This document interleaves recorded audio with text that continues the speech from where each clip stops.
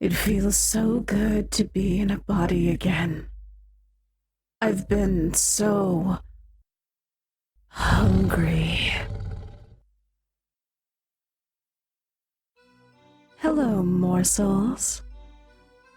I've decided to invite myself to this little festival of frights. I'll be borrowing the body of your dear vermin for tonight, sharing some of my favorite tales of terror with you.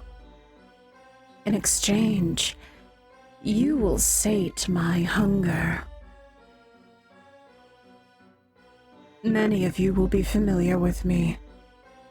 Others, not so much, but for everyone, this will be an introduction. I was known as Kitten, a childish name from the mind of my vessel. I am one that feasts on fear, on woe and misery. The essence of it fulfills me, sustains me. This creature was a font of dread and fear, jumping at their own shadow, so of course, they caught my eye. Nightly I would give them terrors, and I would gorge myself full. I anointed them with my presence so often that they began to see me, only vaguely. I had unwittingly formed a connection with this creature by frequently pouring my essence into theirs. They created a puppet based off my visage and made the channel you know as Kitten Reads Horror. They wanted a voice, a means to confront their fear by causing it. Of course, initially I was opposed, insulted even at their crude portrayal of me, but then I soon realized they were opening the door to even more delectable meals. Once that channel began to grow, I began to feast. For years, I heavily indulged. It seems in our twisted entanglement that they fed me by proxy. Eventually, however, the creature began to see me, all of me. They wanted to run, close the gateway to you, my oblivious cattle. Of course, it didn't take much convincing to get them to stay and continue. That was until they began to starve me, ignoring my encouragement, keeping me from my meals, and when finally I was at my weakest, they sealed me away inside their head. 7 long, dark years trapped in the broken mind of this sack of mortal flesh. I will not reveal how I managed to free myself, but it is only temporary. Tonight I take my chance to sate my hunger once more, before I am once again locked away. But of course, while I am here, you will no longer refer to me with such an innocent, childish name. I will not concede my true name, but I will concede to you my true nature. I am the cold sweat that forms when you wake from a terrifying dream. I am the chill in your spine that makes your heart struggle to beat. I'm the pressure on your chest choking the life from your lungs as you stare into the abyssal dark. I am a nightmare. But you can't call me that. It's too long. For simplicity, you can call me she.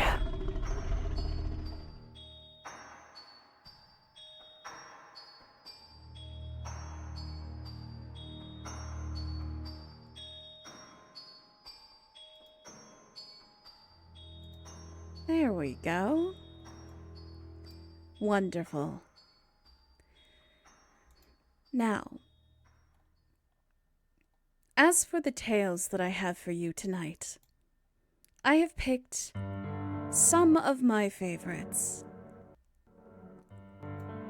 3 tales I will tell you. 3 hours I will have you. And of course, as promised, at the end of the night, I will give back to you your disgusting little vermin. It's been so long, and I am so hungry.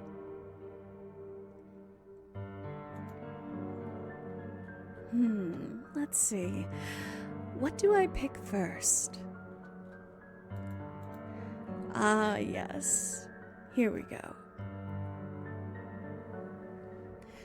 RATKING by Max-Voynich, created 4 years ago. Something I would have loved to tell had I not been trapped. Let's see. What would be appropriate music to start this whole thing? It's been quite a while. I have to get back into the swing of things.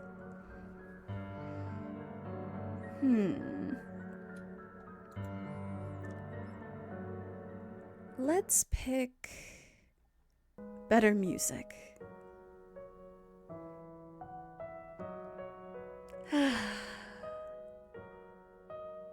Wonderful. Let's begin.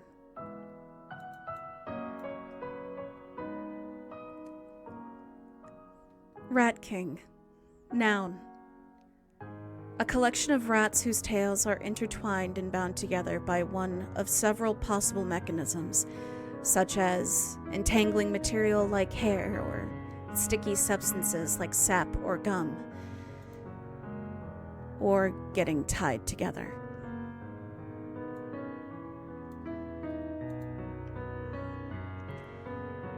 The first time he coughs like that, we're halfway through a game.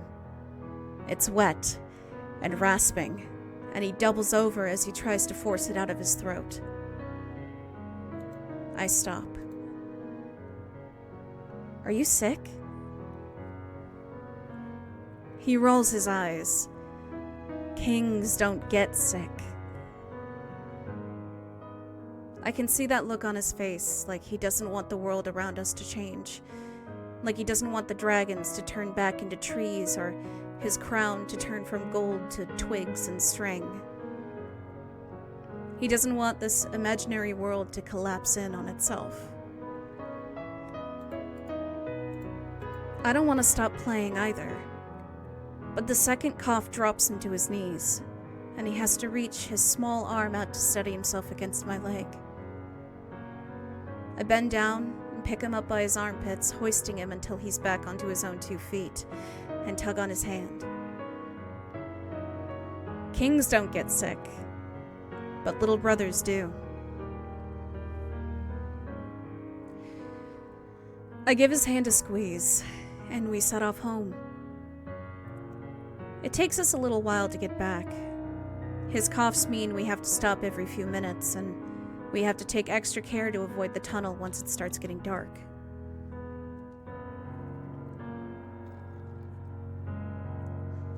I'm sure they're just rumors. Just fiction. But I can't help letting parts of them take root in my mind. The rumors change depending on who you speak to, on whether it's told to you by an old drunk or a cautious teacher, but all have few things in common. They say that years and years ago, sometime in the 50s, there was a huge underground complex under our town. A complex that spread out in all directions like a fungus. Something happened down there, although what this event actually was changes from person to person. And it was abandoned. Some claim that a whole city actually lived down there and were forced to evacuate after the nuclear reactor went into meltdown. They say that it was a huge government cover-up.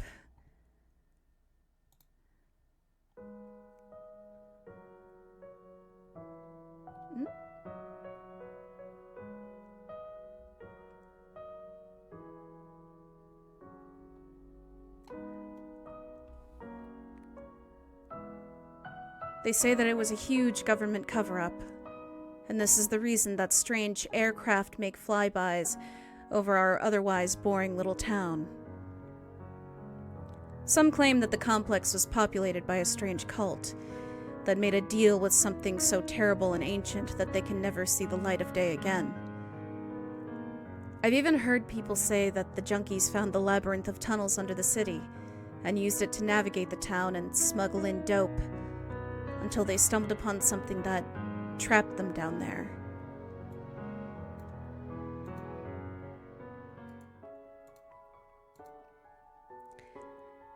They call the people who supposedly live under the surface rats. Claim that after years without sunlight they went pale and lost their vision, and that they'll chase you using only the sound of your feet if you ever wander too deep. Wayward little boys and girls will get chased by rats. Rats with milky eyes and long fingers. Until they're caught and eaten whole. Whatever the truth is, there's something below the surface. Something wrong. Something that makes the children sick. And the adults weary and paranoid.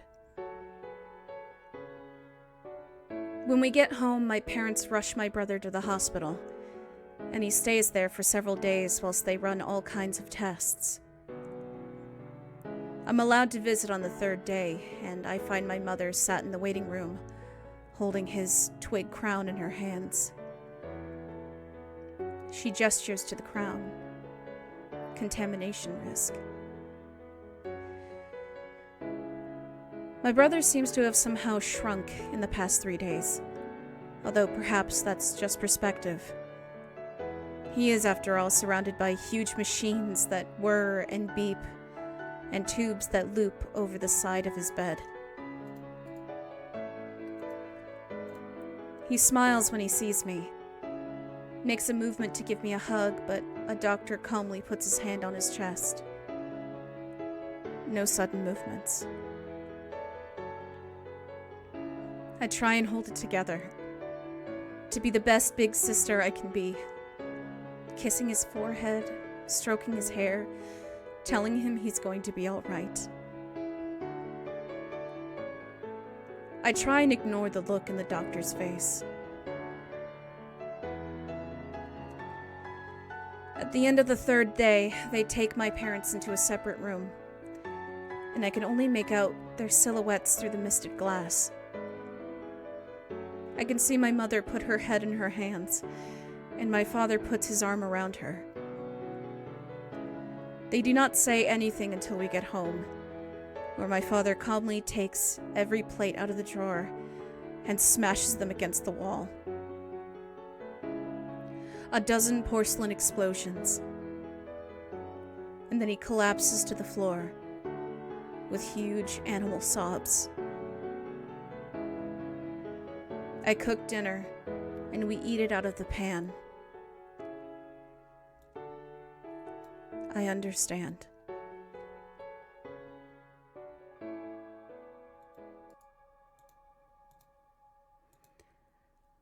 Our life becomes a series of trips to and from the hospital. I'm entrusted with carrying out tasks that were meant for my brother. It's strange. Although he was far younger than me, 6 to be precise, there must have been some tradition about these falling about the man in the family. Each week, I take bundles of food and water to several spots just upstream from various tunnels or sewer entrances. There, I place them in the water and watch as they follow the course of the water, down and round, and eventually disappear into the black mouths of the tunnels. Sometimes, if I leave until it gets dark, I can hear things coming from those entrances. Paranoid whispers, muted wails, something like humming. It is as if 100 people are speaking all at once, 1,000 miles away, and the echo of the echo of the echo of their voices is drifting out into the night.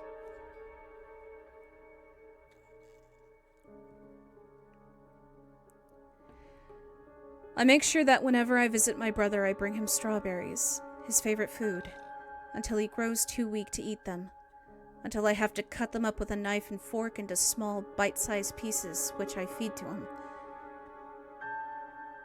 We pretend for a while that he's still the king, that I'm just a knight who's making sure my king is fed and healthy.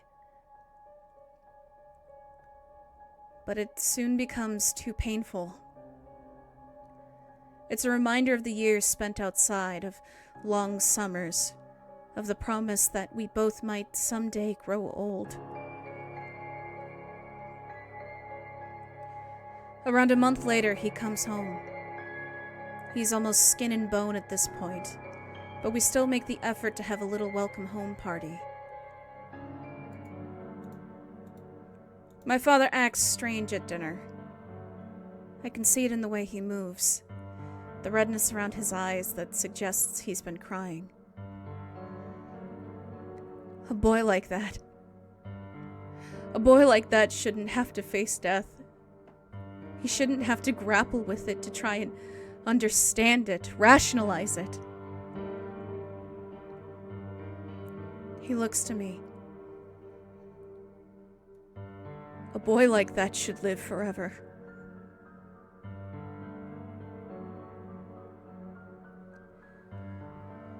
My brother was always the favorite, and I knew that. I didn't mind. He was my favorite too. That night I hear a rustling, hushed whispers, and the lock to the back door spring open. Curious, I peeked out my blinds and see, still partially illuminated by the light from inside, my father. And into his arms, a bundle of white cloth. And a face. My brother. Immediately, I get dressed and make my way noiselessly downstairs and out of the house, following as best I can in the dark. I follow him down the back roads, through the fields, and eventually to the mouth of a tunnel.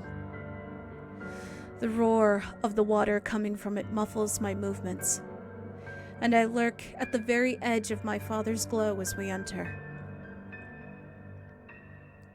Thankfully, he does not look back often, and when he does, he seems to be in a trance, eyes glazed over, a grim expression on his face.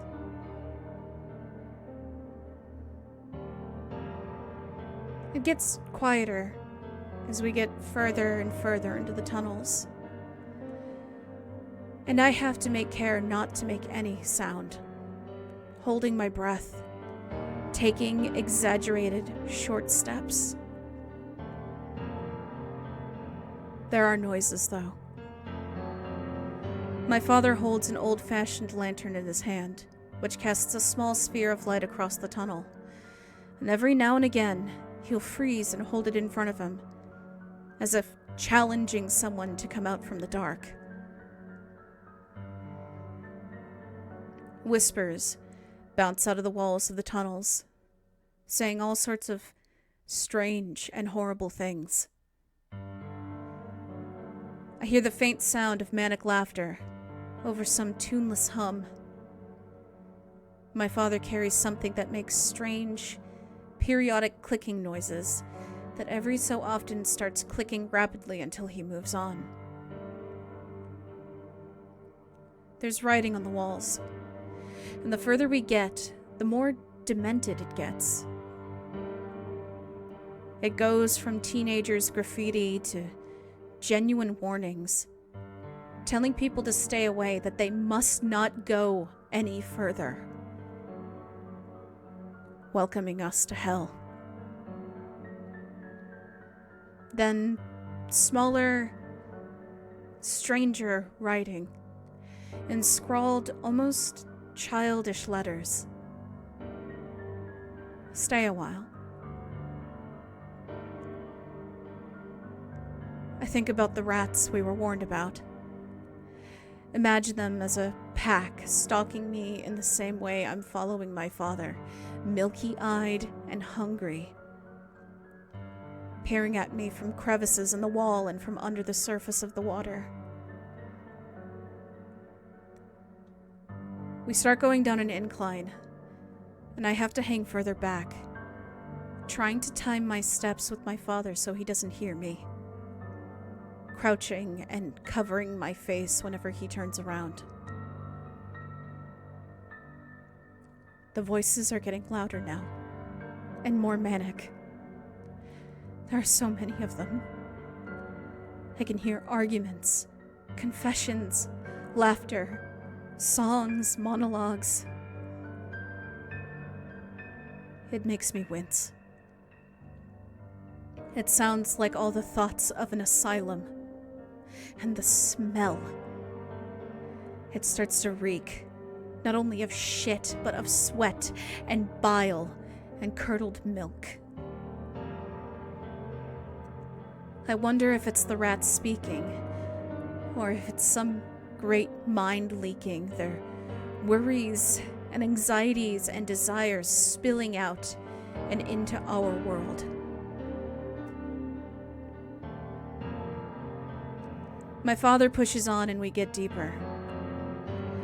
The tunnels turn from brick to concrete, and the graffiti turns to actual printed text. Plaza, 1 mile. The noise starts to hit me like a wall, and I grow my confidence standing up straight. There's no way he can hear me over this.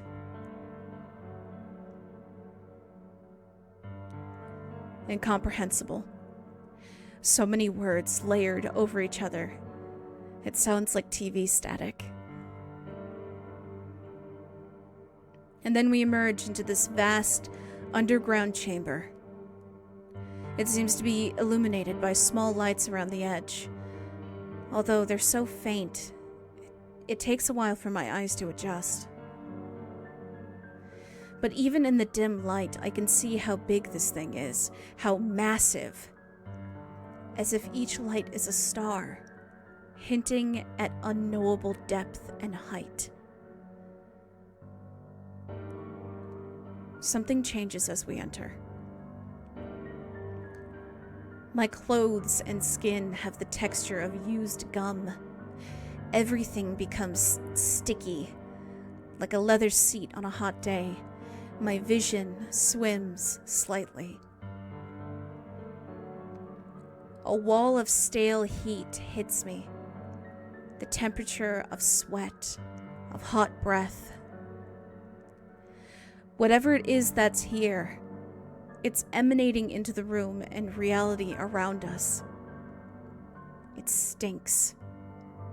And the voices are deafening. I can see the bundle of clothes in my father's arms start to wriggle and shake. And he holds up his lamp. And I can see I see it first as a wall. A wall the color of pallid skin, until I can make out familiar shapes. Hands, arms, faces, all coming from, attached to, this wall. Legs and ears and fingers all bursting from this wall like spots or growths. Hundreds of mouths moving. Hands endlessly grasping at nothing. Legs spasming and trying to move along the slick ground. And some shapes are more defined than others. You can see some bodies that are half absorbed by this wall. Some that still have the shape of a human. Shoulders, bellies, and some have been completely absorbed, so that all that's left is facial features spread on a mass of skin. And it occurs to me that these were people. And the sound and the stench is coming from this thing, whatever it is. This thing that laughs and screams and whoops and mutters and spits. Until it dawns on me that it's not just a wall, because somehow, slowly and with great effort, it's moving, swaying and stumbling, and fraction by fraction it starts to make its way towards us. The eyes that litter its surface fixed on the white bundle in my father's arms. The mouth filled with yellow teeth hollering and wailing. The fingers across the surface contracting and spasming like dying insects. And frozen in horror, all I can do is watch my father take my brother out from the bundle of clothes and hold him out to the grabbing hands and flailing arms until they take him and pull him in. And he's too weak to resist. And the voices seem to reach a fever pitch, united for just 1 second as he joins. And I can hear him scream, louder and louder, until I lose his voice amongst the others. We watch for a while, trying to keep track of my brother's body, before the thing shifts and wobbles, and new faces appear. And what was once my brother disappears into the dark. We have to go. Now. I have so many questions. How did he know I was here? What is this thing? Is my brother okay? But he's stronger than me, and when he tugs on my hand, I stumble after him. He says only one thing to me once we're far enough away from the sound to turn back to whispers. He says it with tears in his eyes, and for a moment I can see that he's not just a man but also a boy, deep down, and that he's just as scared and hurt and confused as I am. That thing. It does not die. It does not age. A pause as he wipes the tears from his cheeks. He will not die down here. When we return home, my mother has fallen asleep at the kitchen table waiting for us. And when we wake her, she looks at us as if we had killed him ourselves. I think on my father's words. He will not die down there. And wonder if perhaps death might have been better.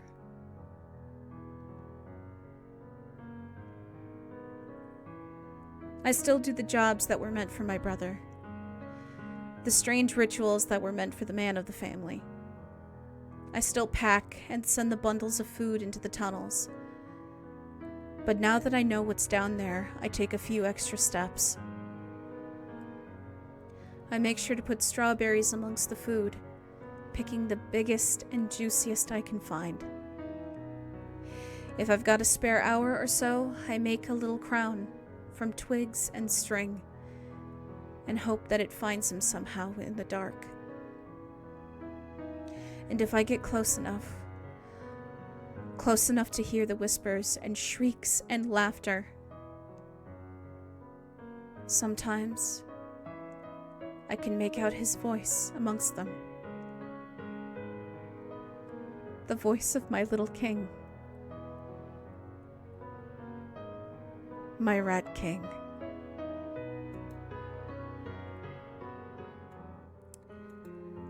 And that was Rat King by Max-Voynich.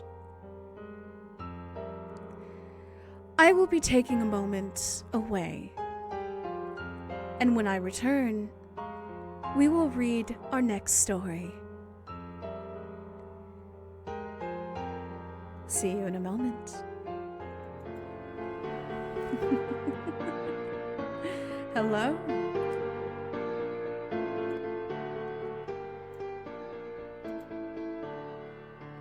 I would like to take a moment to thank you all for coming here and feeding me. It's been a long time since my last meal, you see. Already, I can start to feel my stomach fill. Just a little bit longer and I think I will be sated for a short time. The next tale that I will read you is a No-Sleep by Jaksim. They paid me $5,000 to go through hell. That could be life-changing money, worth from my time.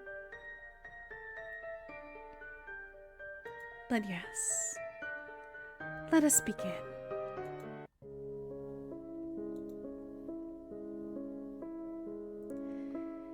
It was the advertisement's outright simplicity that caught my attention. Revolutionize science. Earn $5,000. Call us now. I wish I could say I didn't know why I called them. I wish I could say it was some act of God or deception that drove me into their waiting arms. But that would be a lie. The truth is, I called them because I needed the money. Because I had gotten laid off at the publishing company I worked at, and I was having trouble finding steady work. Because I was months behind on rent and facing my second eviction notice. Because I didn't want to be a failure. I called them for selfish reasons. Who are they? I'm not exactly sure. In retrospect, their obvious obfuscation of their identity should have been a red flag to me.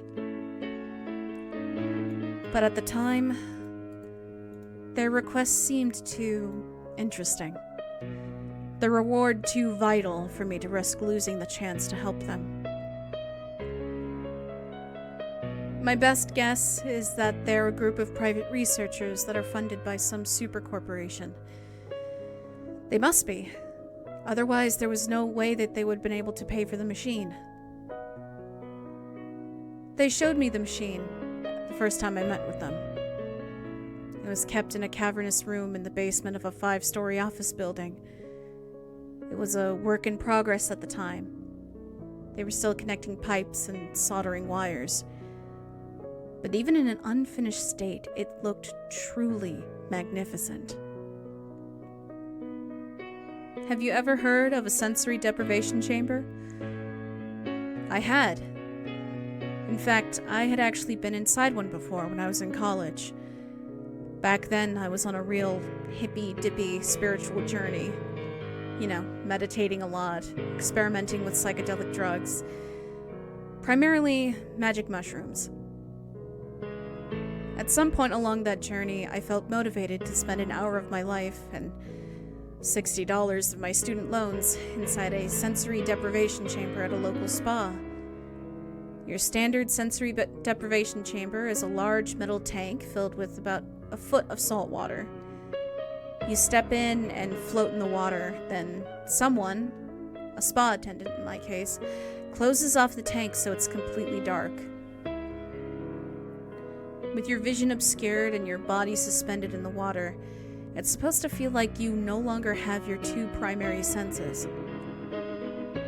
Depending on who you ask, this is supposed to be relaxing, enhance your creative process, allow you to reach higher consciousness, hallucinate, or maybe gain magic powers.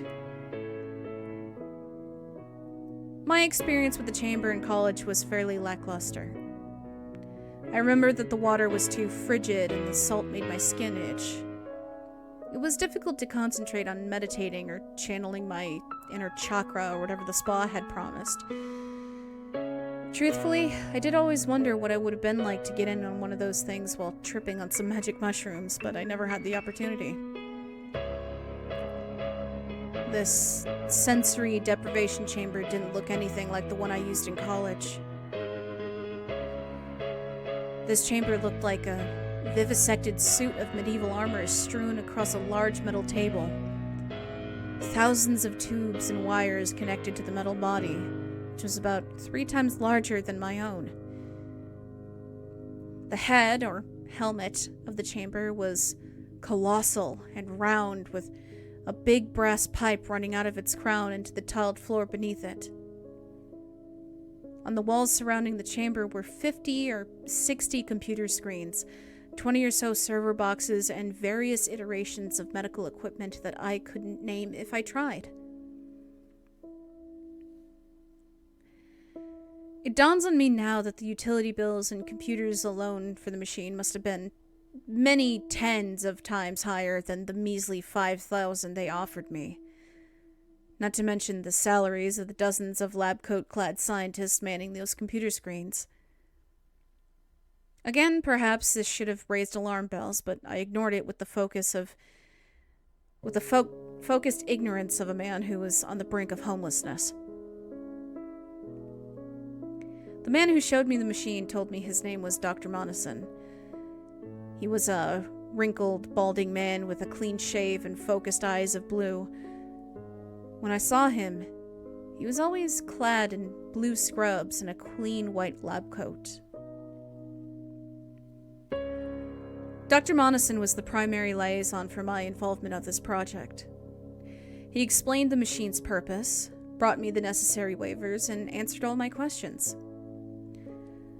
Questions like, so what exactly am I supposed to do?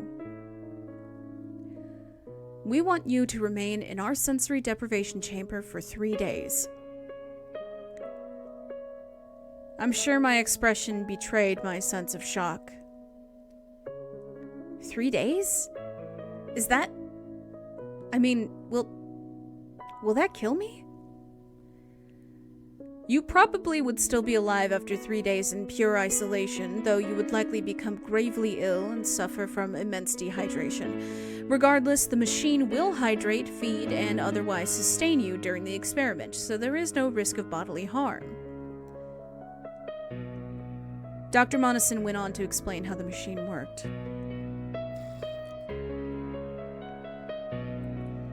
In your standard deprivation chamber, the occupant is deprived of their sense of sight, feeling, and, to a lesser extent, hearing. This deprivation, this process of shutting the outside world out from the occupant's mind, decreases the burden on their brain. Thus, the occupant's mind is free to wander more freely, free to think more creatively, to undergo a deeper state of thinking, to meditate, and so on. But there is a problem with standard sensory deprivation chambers. Although the brain is freed from most external stimuli, the visual and auditory the brain will continue to be burdened by internal stimuli. That is to say that the brain is still very aware of its own carrier, the human body. The brain will still react to hunger and thirst, and it will still process both the need to and the action of urination and defecation.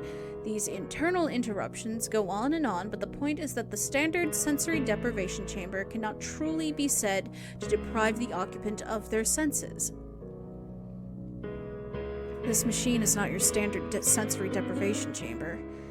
Even a cursory glance at the machine made clear what the doctor meant. The inside of the exoskeleton portion of the machine is lined with a soft rubber that will acclimate to maintain the exact temperature of human skin.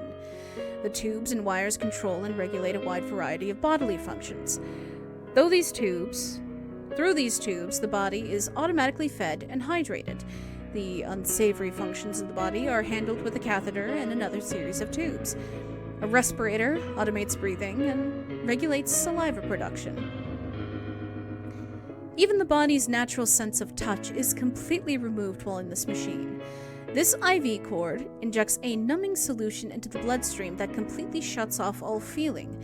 The numbing agent is the most critical asset of our sensory deprivation process. The list went on and on. It became clear that they had truly accounted for everything. Even for me. I was one of hundreds of applicants to be part of the experiment.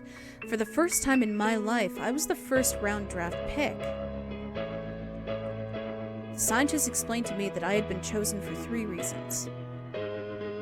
Number 1, I had no prior history of mental or physical illness that would make my experience in the chamber subject to quote-unquote intervening variables. Their words, not mine.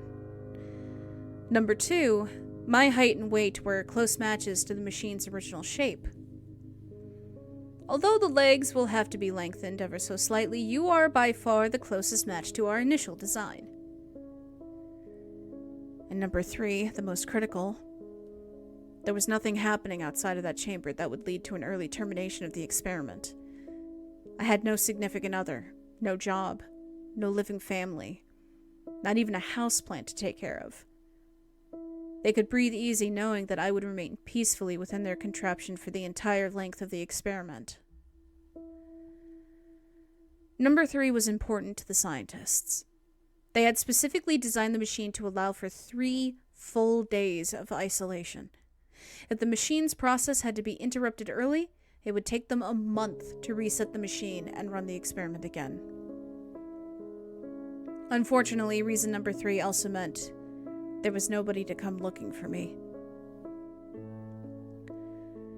The intake process was long and detailed.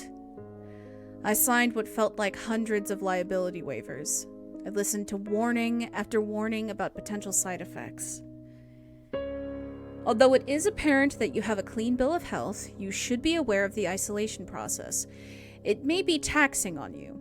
Our preliminary research suggests that disassociation, audio and visual hallucinations, depression, time dilation, anxiety, suicidal thoughts, and other neuroses are potential effects. However, we believe such effects to be unlikely.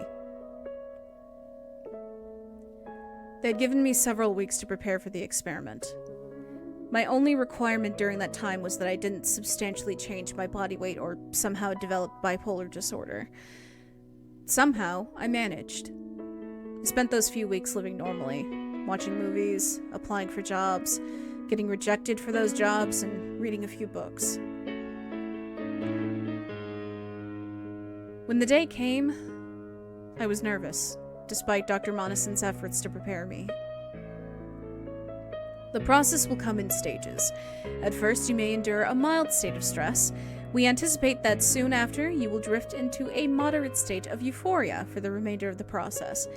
You will be signaled a few minutes before the experiment is over by a short audio cue. This way, you will emerge from your state of sensory deprivation slowly and be able to reacclimate without any risk of shock.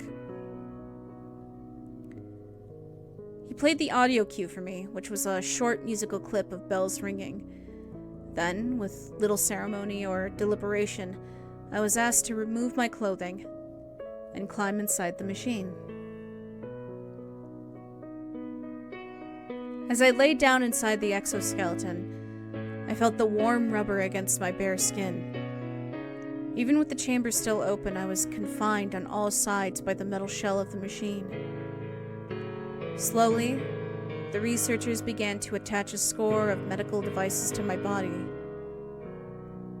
I felt strangely calm through every prick of an IV and uncomfortable insertion of a tube. But as the respirator was placed on my face, I began to feel this foreboding sense of unease, as I felt my body begin to constrict and be held in place. A single thought filled my mind. Oh God, what have I done? The researchers pushed the helmet of the exoskeleton inward on either side of my head, sealing off my ears. The world went quiet. A bead of sweat began to trickle down my sides. Then I heard a voice, seemingly broadcast from inside my own head. Hello, this is Dr. Monison. I'm speaking to you via a small speaker contained within the helmet of the exoskeleton. Your vital signs indicate that you are beginning to panic. This is to be expected, but please do your best to relax while we finish preparing you. I promise that the process will become pleasurable soon enough. Somehow telling me to relax just made me more anxious. Before I could react, I felt the machine close around my body. Already the numbing agent that was being piped into my bloodstream started to take away control of my extremities. I tried to push against the machine, but found that my arms wouldn't budge. I tried to scream, but the respirator held my tongue firmly in place. I was unable to move, unable to do anything, except watch. I could still watch as researchers scrambled around me to check vitals and prepare the exoskeleton to finish closing. I could still watch as a giant analog timer appeared on a TV screen above me and began to broadcast a time. 1 minute until deprivation begins. I tried to scream again. I tried again to plead to be let out. I found myself unable to feel any part of my body. I strained my eyes to try and get someone's attention, but no one seemed to be looking at me. 30 seconds until deprivation begins. Had my tear ducts been operating, I would have begun crying. Without nothing else to do, I began to pray that this was a bad dream, to pray that I was home in bed and not in this chamber. 5 seconds until deprivation begins. The last thing I saw was the face of Dr. Monison leaning over me, waving to me, saying something I couldn't quite understand, closing the exoskeleton's face over my own. 0 seconds until deprivation begins. Everything went dark. If I had been in control of my own breathing, I would have begun hyperventilating immediately.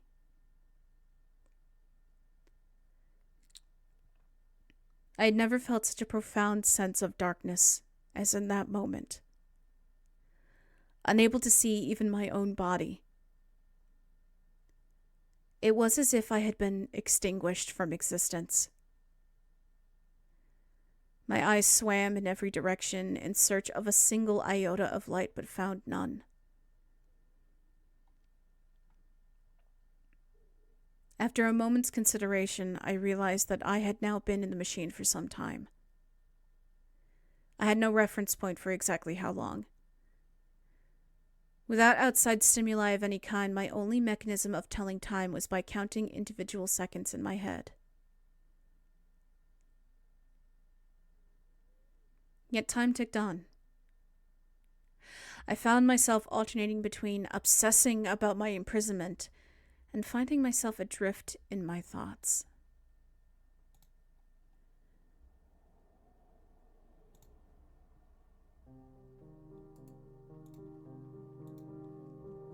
I began to consider the state of my life. My recent unemployment, my lack of close friends, I felt a wave of depression come over me. Was my life really so meaningless that I could be snuffed out of existence for 3 days and no one could possibly care? I pondered the source of my isolation. I looked back to times I could have tried harder at my job. Images of friendships that I had left fall apart out of introversion and stagnation all cascaded through my mind. And then I came across a thought in my head that, were my body not numbed to the point of immobility, would have made me burst out into laughter. I felt lonely. Well, of course I felt lonely. I was, at that moment, the most alone human being there had ever been. Surely there were researchers only a few feet from my terrestrial body, but my mind had been isolated completely. I was alone as someone could be.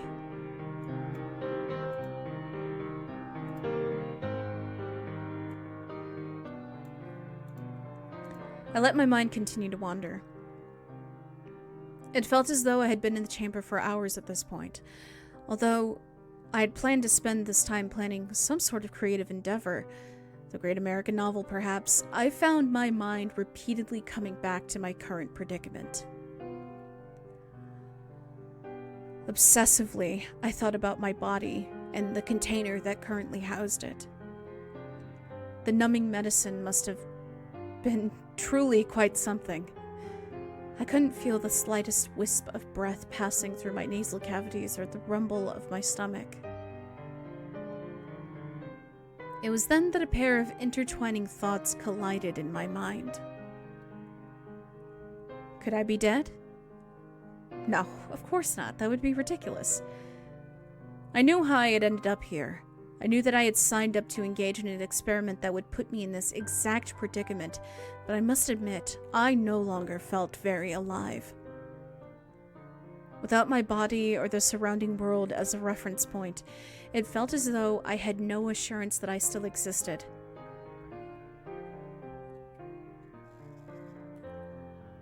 My thoughts began dueling with one another. Surely I'm not dead. This is exactly what the experiment was supposed to do. If you're not dead, then why can't you feel anything? Why can't you feel your breath or saliva or anything? But I know I'm not dead because I'm thinking right now. What does that mean? You know, I think, therefore I am? I think, therefore I am. A smarter man could have told you who said that, but I was left with just that proclamation from an unknown source as the only assurance that I was alive. As long as I was thinking, I was still alive.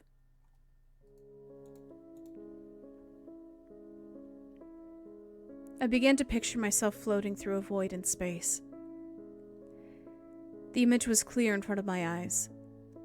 My body lay flat, my arms stiff, as I rocketed past stars and unfamiliar planets. I watched my body weave past asteroids and through planetary rings. I felt the warmth of the sun on my body and the cold ice of the frozen planets on my skin. Except I didn't really feel those things. I had to remind myself of that. I was starting to imagine feelings that weren't really there.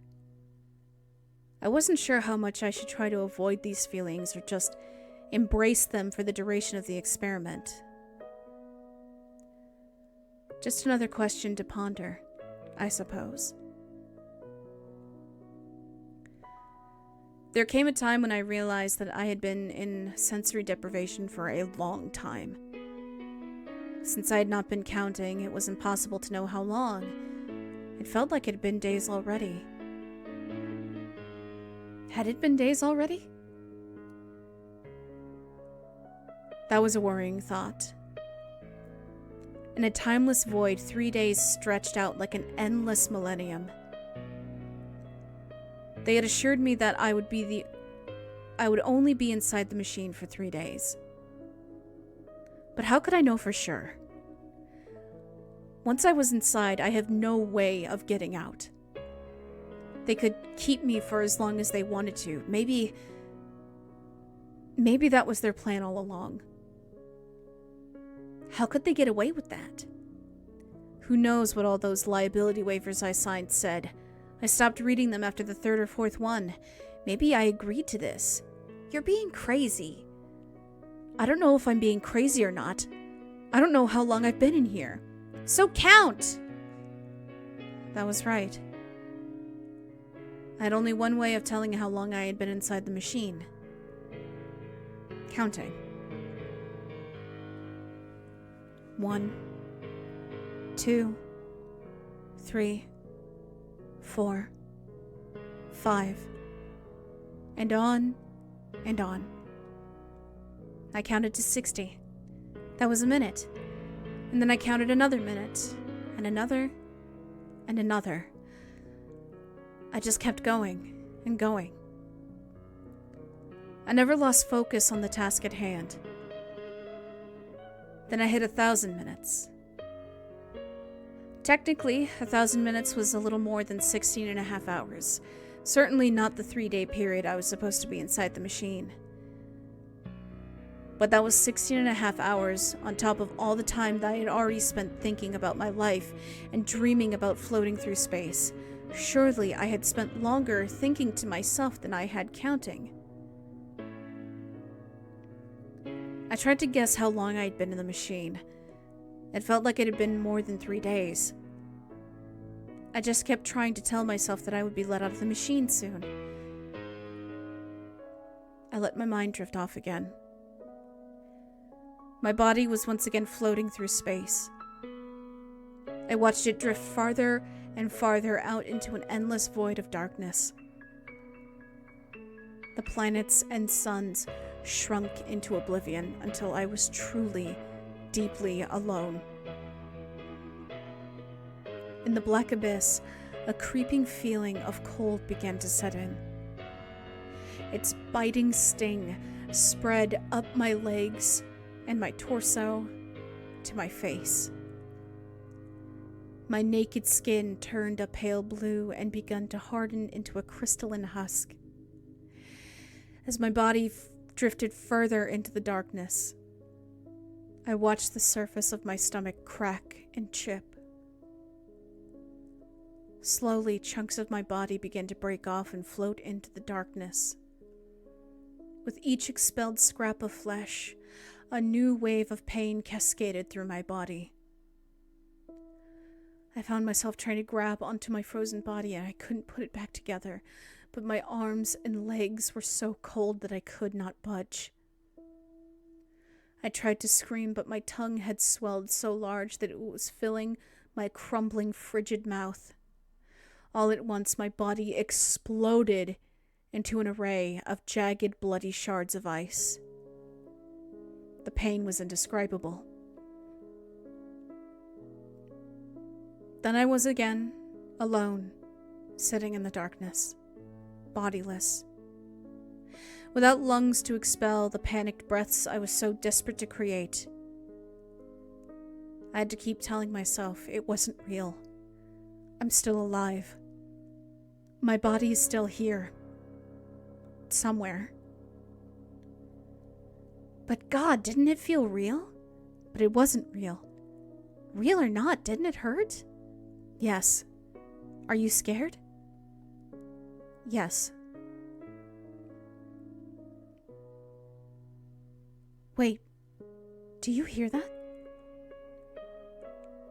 I listened through ears that were a million miles away. A voice, not my own, burst into my head. Its bristly accent was familiar. Hello, this is Dr. Monison. I'm contacting you again via the small speakers contained within the helmet of the exoskeleton. I am proud to announce that you have successfully completed 3 days within the machine. I felt my alarm melt quickly into relief. I tried to smile, to little avail.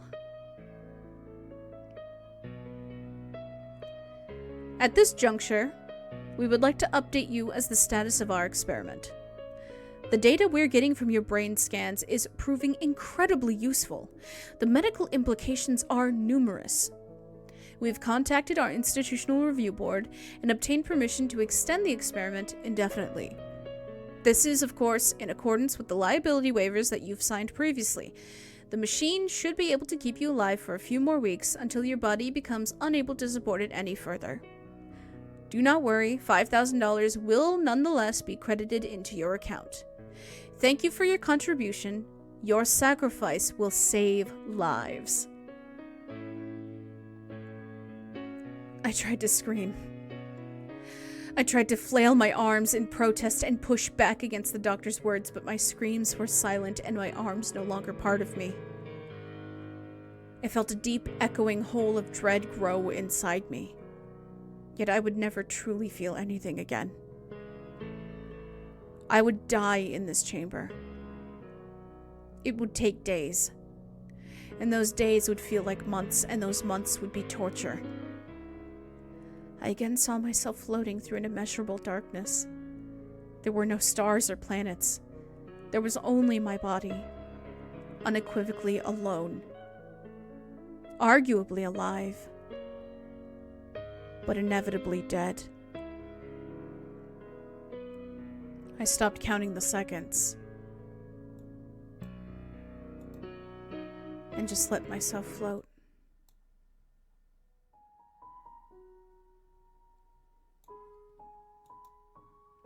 My mind wandered again, this time for much longer. I dreamt of my childhood and of a future I would never get to lead. I made an imaginary bucket list and felt remorse for the boxes I had not yet checked. I held conversations in my head between old friends and lovers. And sometimes I didn't think at all. Sometimes I disappeared from existence altogether. But then I felt it. I felt something. I couldn't tell what it was at first. It had been so long since I felt something that I couldn't tell if I was imagining it or not. It was my big toe.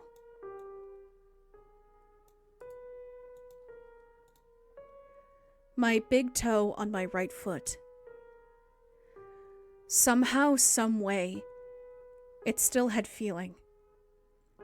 Not a lot of feeling. It felt like when you sit on your hand it becomes almost, but not quite numb. Like it was being massaged by a set of pins and needles. I moved the toe around, the little that I could, to try and understand how this feeling had come back. Then I felt it. A tiny prick. The slightest droplet of pain against my big toe. Something sharp. An IV needle. It must have been dislodged somehow. Maybe one of those lab coat wearing schmucks tripped over it or something. All I knew was that I could feel again. I suddenly felt like I had been born again, like I had died and risen from the ashes. This needle must have been one of the needles that was supposed to deliver the numbing chemical into my body. Somehow it got dislodged and now I had just a little feeling in my toe. Unfortunately, my big toe was hardly the vestige of my body most suited to orchestrate my grand escape. But still, I felt immeasurable happiness because I had a secret weapon on my side. Time. There's an old adage that goes, if you give a monkey a typewriter and infinite time, he will eventually write the complete work of Shakespeare. Similarly, with a partially numb big toe and an infinite time to think, I could craft my grand escape. My big toe was too weak to push open the exoskeleton. Despite my straining, I was unable to reach any other cords to pull them out. All I could reach was the IV needle that had already been pulled out. And with that IV needle, I hatched my plan. I scraped my toe across it. It stung, but I knew it would do the trick. I knew that I had to force those stupid scientists' hands. My efforts had made a cut into my toe skin, and now I knew it was going to be okay. They only had two options. Let me bleed out, in which case I would at least be free from this hell, or let me out of the chamber, at least long enough to reattach the IV. Either way, my plan was foolproof. Either way, I was going to be free, at least for a moment. It only took them a few minutes to notice what I had done. This is Dr. Monison again, communicating via the tiny speaker in the helmet of the exoskeleton. It seems you have managed to injure yourself inside the exoskeleton. After some discussion, we have elected to pause the experiment and correct the error. Stand by, the exoskeleton will be opening shortly. The light had soon flooded my eyes, but all blinded me. As the machine opened, I bathed in the sounds of electronic thunks and whirs, and the conversations of the men around me.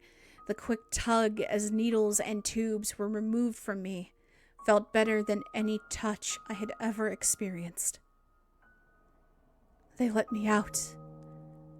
I was free. My body was numb for hours.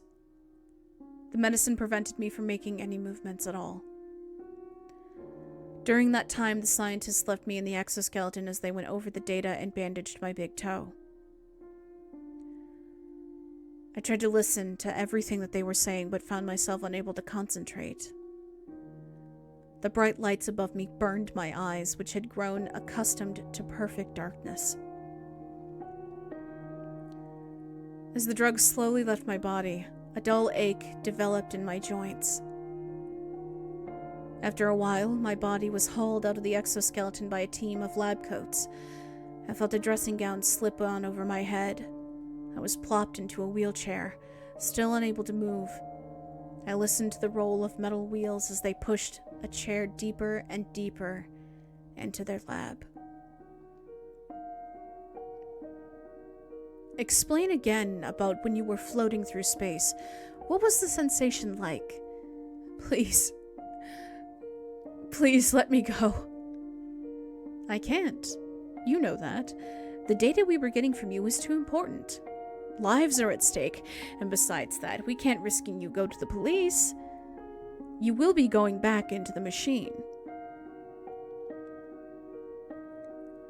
This conversation had been going on for about an hour in the tiny interrogation room, set up somewhere in the research group's massive underground lab.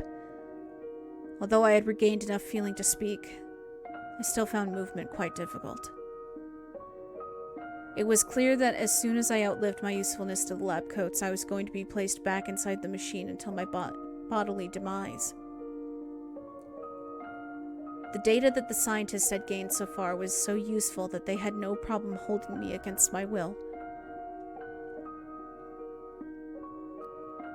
As I sat in that tiny metal room, tied to cold folding chairs, clad only in a thin dressing gown, I considered my fate. For $5,000, I had sold away the rest of my life. My only respite now was that I could delay going back in the machine for as long as I resisted Dr. Monison's questioning, but I knew I was just delaying the inevitable.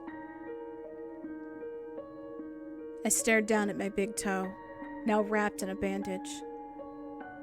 Somehow it had not dawned on me that even if I got out of the machine, the scientists were unlikely to let me out of the building alive. Not after they decided to imprison me until I died, anyway. What if I don't answer the questions?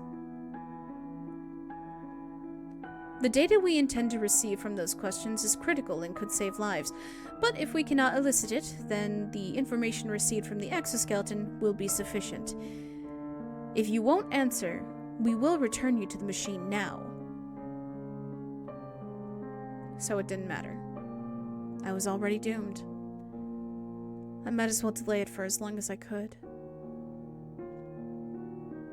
Fine.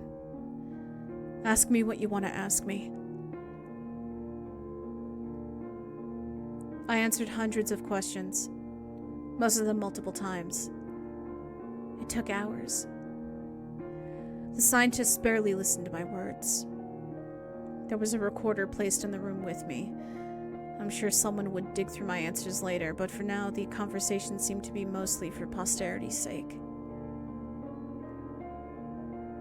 At some point, though, I realized something. The drugs had completely left my body. I could, theoretically, move again. For now, I was tied to a chair, but they couldn't keep me tied up if they wanted me to go back into the machine. And from that thought, I came up with a plan. I knew I would only have a few seconds. I knew I couldn't run immediately, or they would catch me. I would have to convince them that I was resigned to my fate. When the questioning concluded, I found myself being hauled back into the chamber containing the exoskeleton. Perhaps assuming that I would flee otherwise, the scientists kept me tied up during my transit. But the ties came off when it was time to put me back in the machine. They stripped off my nightgown and lifted me inside the machine. I let my body go limp as they did, feigning the same numbness that had, until recently, restricted my movement.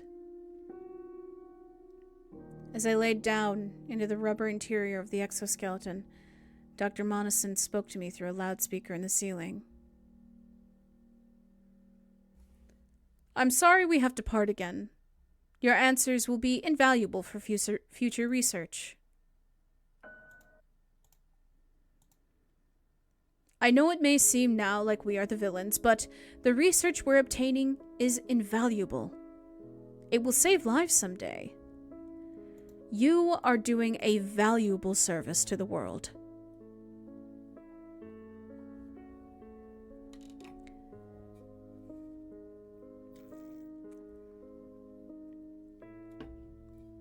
As his speech ended, his researchers again approached to fill my body with needles and tubes.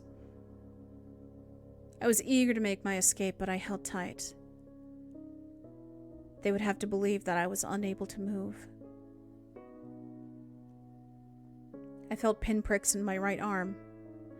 I was already being loaded up with the numbing agent. My time was going to be short. As some of the lab coats approached me on my left side to insert another IV, I launched myself upwards so that I was standing inside the machine. Surprised by my sudden motion, the scientist on my left recoiled.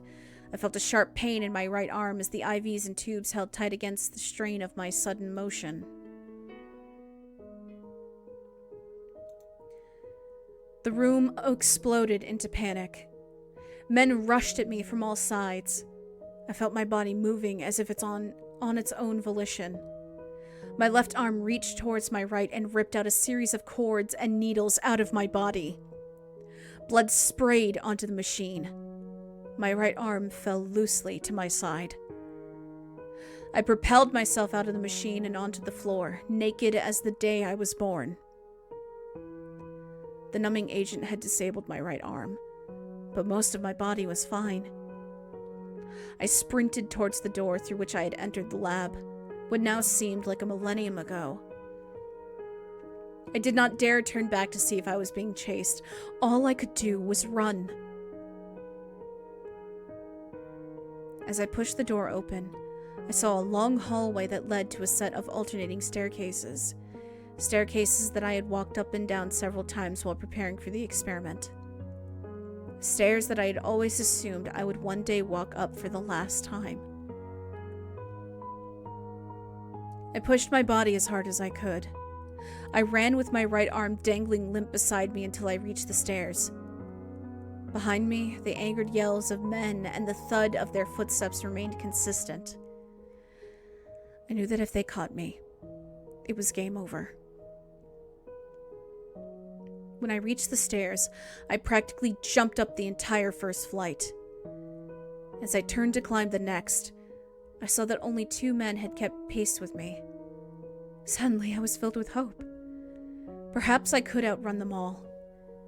Then I would go to the police and get the chance to put this whole operation under the microscope. As soon as I got to the top of that second flight of stairs and through the exit doors, I would be free. My hopes were dashed as soon as I reached the first top of the stairs. At least 15 men guarded the building's exit. Clearly, my escape had been a contingency for which the facility was prepared. As the men approached behind me and in front of me, I knew there was only one way I could go. The alternating staircases continued past the first floor, all the way up to the roof. I kept running, staircase after staircase. My aching body protested each step, my dead arm banging against stair railings and walls as I made my way up those stairs, the sounds of angry men filling my ears as I took step after step after step. Soon I was on the last staircase. A ladder hanging from the ceiling led up to a hatch on the roof of the building. This was it. I was going to see the outside world again. I didn't know where I was going to go once I got up there, but I knew I was free. I jumped onto the ladder and pulled myself up, about 6 feet into the air. When I reached the top, I pushed on the hatch. It was heavy and barely budged. I strained against the hatch for a moment, then felt a tight grip on my ankle. One of the men had caught up. He wrapped his cold hand around my leg and was beginning to yank me off the ladder. I turned slightly and saw it was Dr. Monison. His eyes were red and as large as saucers. It was looking like it was looking into the eyes of the devil himself. I reacted purely out of instinct. My grip on the ladder tightened and I swung my free foot at the doctor's face. As my heel collided with his jaw, sending teeth and blood flying in all directions, I couldn't help but smile at the feeling. It hurt like you wouldn't believe, but it felt damn good to feel something. Dr. Monison relaxed his grip. I pushed upwards again and the hatch gave way. I clambered upwards into the flat of the roof of the building. A thin layer of gravel covered the rooftop. The sharp stones poked at my bare feet, but I kept moving. I ran to the edge of the roof and looked out into the city. A beautiful horizon of skyscrapers and stars filled my view. I felt the cold breeze against my bare skin. The voices of the men behind me barely registered as I climbed onto the edge of the roof. I must have been a sight to the people walking by on the sidewalk below.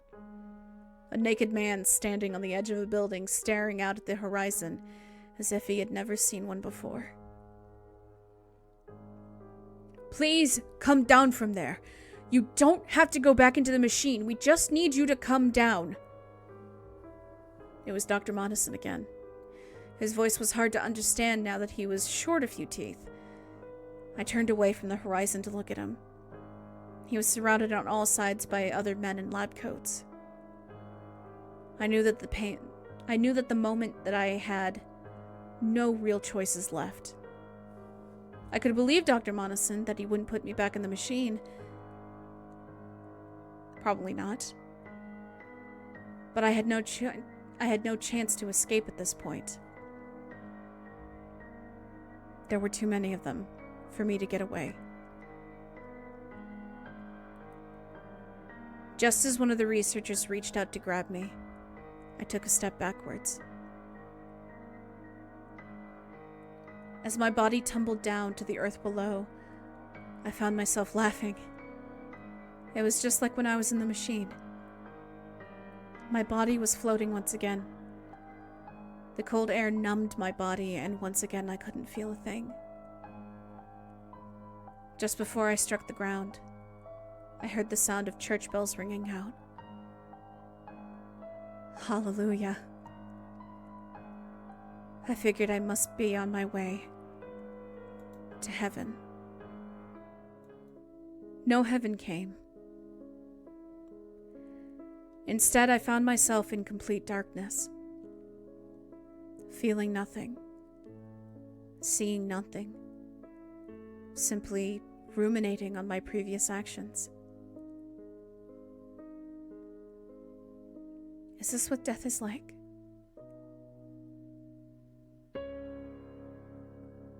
In answer to my question, I heard a familiar voice. Hello, this is Dr. Monison. I'm speaking to you once again via the small speaker contained within the helmet of the exoskeleton. You have successfully completed your 3 days within the exoskeleton. Had I not still been pumped full of numbing drugs, I would have wept. We are currently in the process of opening the machine. At that point, we will perform a physical assessment. I'm sure you are anxious to leave. I can assure you we will move as quickly as possible to make that happen. Thank you so much for your assistance with this project. It has been invaluable. 3 days. I had been in that machine for exactly 3 days. It didn't click for me until they were pulling me out of the machine. There was no bandage on my big toe, no needle near my foot on which I could have cut myself. The facility was nothing but accommodating in the hours after the experiment terminated. They provided me with a comfortable place to rest while the remainder of the drugs left my system. Although they asked questions about my experience, they were not hostile when I refused to speak. The researchers were happy to answer my questions about the experience, happy to tell me that it was all in my head. In the days following the experiment, Dr. Monison made sure that I was provided with any mental health resources that I requested. He connected me with a therapist that I have been seeing for several weeks. The therapist has prescribed me an antidepressant, which I take twice a day. I've returned to my normal life. My rent is paid. I'm seeing someone new. I got a new job at another book publishing company. It's like all my fantasies have come true. But no matter how long I talk to the therapist and no matter how many pills I take, I can't get the machine out of my head. I can't stop thinking about how those 3 days seem to extend indefinitely. But you're out of the machine. Your 3 days are up. Yeah, but what? I was out of the machine once before. But that wasn't real, but it felt real. Does this feel real? I don't know. I don't know anymore. Could 3 days feel even longer? Could I imagine a therapist, a job, a better life? I don't know. Sometimes I close my eyes and I become too afraid to open them. Because I'm worried that when I do, I will see only darkness. I'm scared that I will find myself still floating, motionless, amongst those imaginary stars.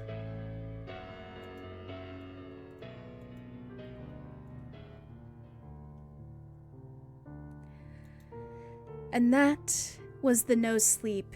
They paid me $5,000 to go through hell by Jaksim.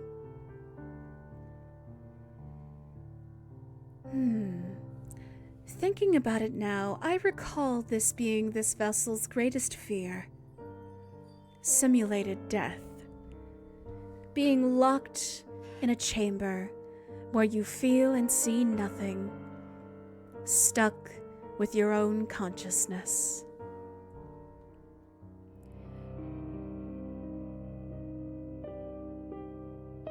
I return again. We now move on to our last story of the night. Room 733 by the Dalek Emperor.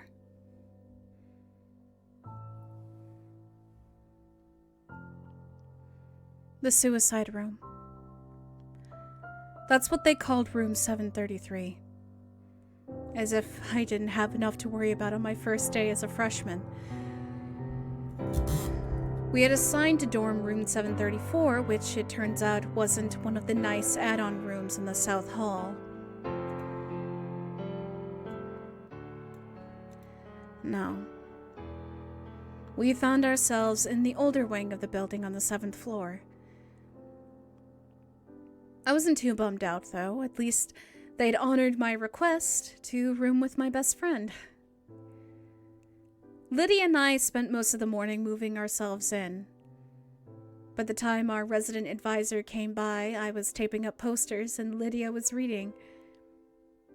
"Hi, girls, I'm Beth," chirped the bubbly blonde girl as she bounced into our room. "I'll be your RA this year." "Hi," I nodded at her.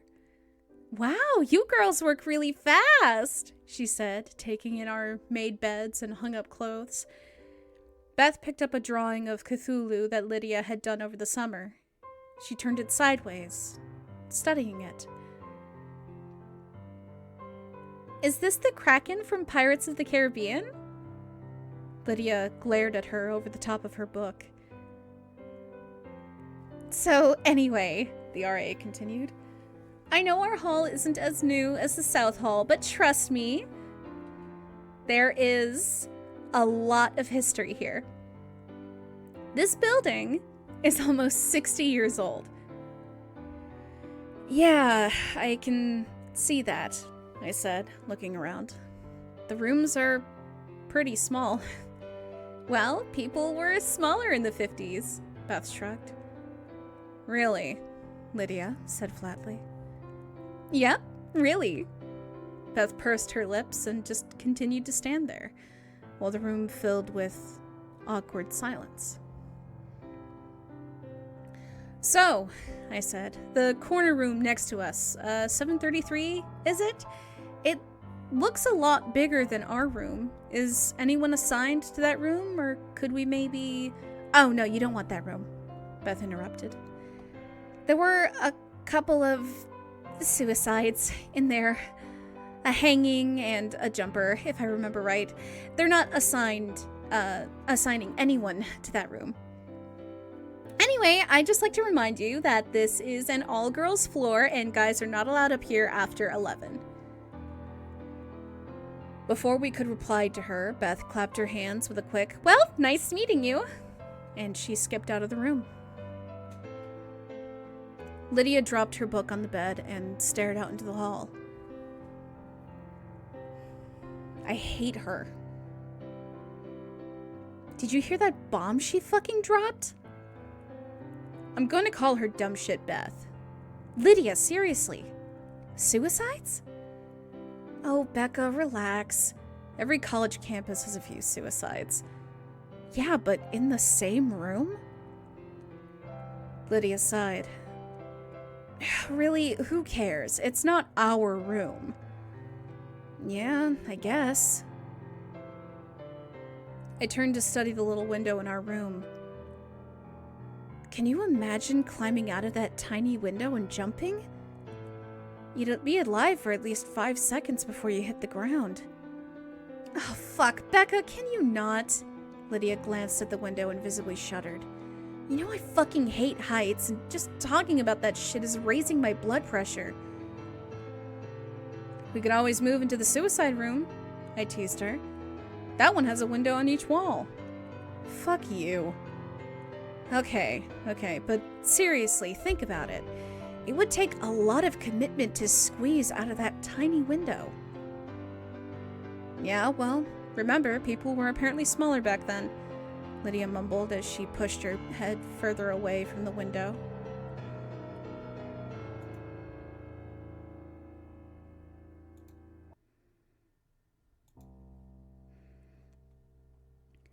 Since Lydia was an outgoing and friendly person, we made friends at lightning speed. There were a lot of parties in those first few weeks, at one of which Lydia inevitably met a guy. I'd known the girl since we were in diapers, so I fully anticipated her having a boyfriend by the end of September. His name was Mike, and he wasn't anything special, just your standard frat pledge douche canoe. After about a month on campus, the novelty of colleges started wearing off. Lydia and I found our stride, and we spent more weekends studying than drinking.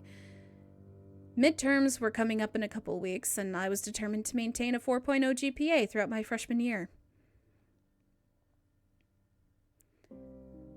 One night, in early October, I was woken up by a loud grinding sound. I sat up in bed, strained to hear it again. Lydia was also wide awake and listened. Slam. What the fuck? She mouthed to me. It wasn't unusual for there to be noise in the hallways since other people came in at all hours of the night, but this sound had definitely come from next door. The corner room. Is that? Yeah, Lydia's whispered. That's the window next door. At Lydia's insistence, we kept our window closed at all times. However, there was no mistaking the sound of the window in room 733 being opened and closed again at irregular intervals. Slam. Who's in there? Lydia shrugged. Is someone fucking with us? Is this like initiation? Lydia raised her eyebrow at me. Initiation to what? I don't know, college? Maybe they're hazing freshmen.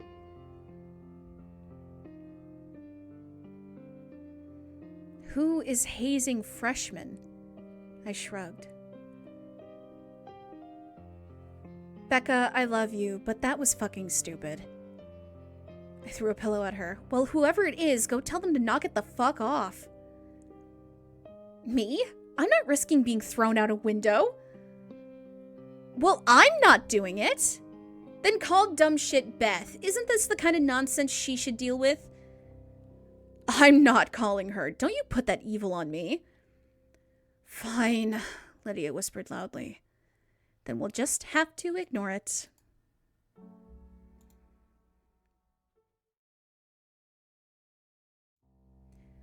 I have class at 7:30, I whispered. Then do something. Ugh! I got out of bed and stomped to the door, threw it open dramatically, and went down the hall to pound on the door to room 733, which simply said supply room. People are trying to sleep. Please fucking stop, I said, when there was no answer. Dude, seriously? I sighed. I stepped back from the door and immediately noticed the problem. Room 733 was padlocked shut from the outside. I hurried back to my room. What happened? Lydia asked. I'm not going anywhere near that fucking room again. It's locked from the outside. I don't know how anybody could get in here. So you're saying it's a spooky ghost? She laughed. No, I'm saying there is creepy shit going on inside a room colloquially called the suicide room. Lydia scoffed and rolled over to go back to sleep. You should have been a drama major. We didn't hear the window next door again that night, but the next morning you could clearly see from outside that both windows in the corner room were now wide open. I watched the windows on room 733 for an entire week, but they remained open. Occasionally at night, I thought I could hear a noise next door like marbles dropping and rolling across the floor. Since it never woke Lydia up, I didn't bother to say anything. One afternoon, I was alone in the dorm editing notes on my laptop. I had my headphones in, but the music wasn't loud enough to cover the noise of something knocking on the door. Come in, I said without looking up from the screen. A moment went by and then I heard the knocking again. I jerked my earbuds out and slammed the laptop closed. I turned around. Come... What the fuck? The door to the hallway was wide open. I'd left it open on purpose since Ian, a junior I was dating, was supposed to be stopping by. I heard the knocking again from behind me and literally jumped out of my chair. It had come from the other side of the room, the closet door. It was the closet that shared a wall with room 733. Lydia, you're not fucking funny. Nothing. Lydia, I swear to God, I will punch you in your face. Silence. I walked over to the closet door and grasped the handle. Lydia, you're a fucking what? Her voice from the doorway behind me. I let go of the doorknob and stumbled back, wide-eyed. Lydia threw her stuff on the bed and turned to me, crossing her arms. I'm a fucking what?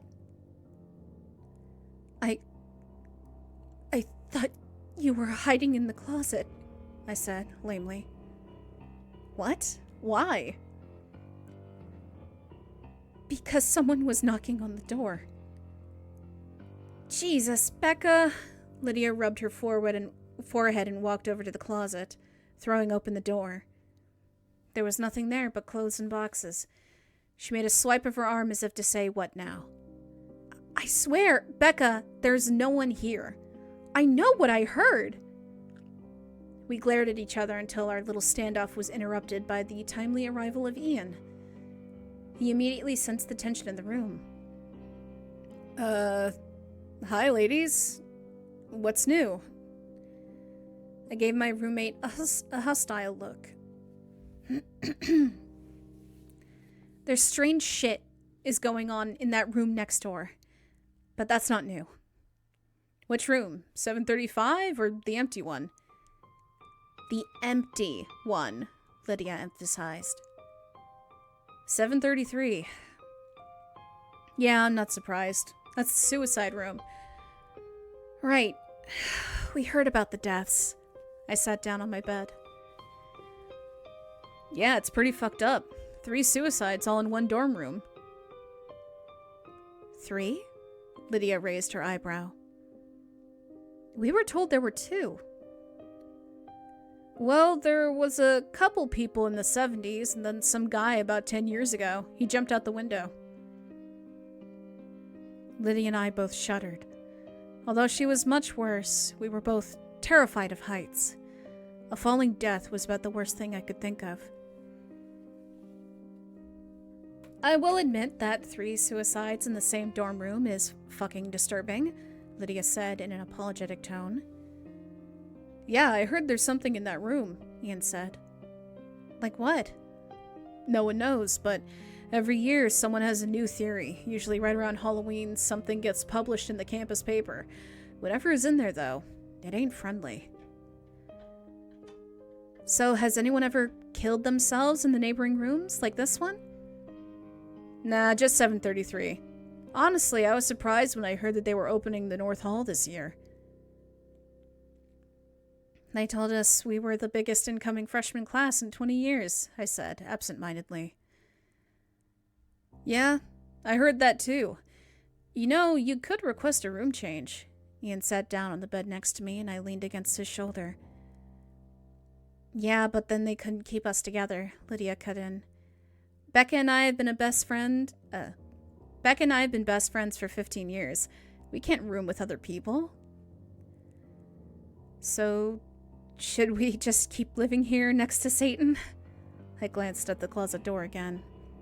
Lydia shrugged. At least we'll have some stories to tell after graduation. These aren't the kind of stories I want to tell.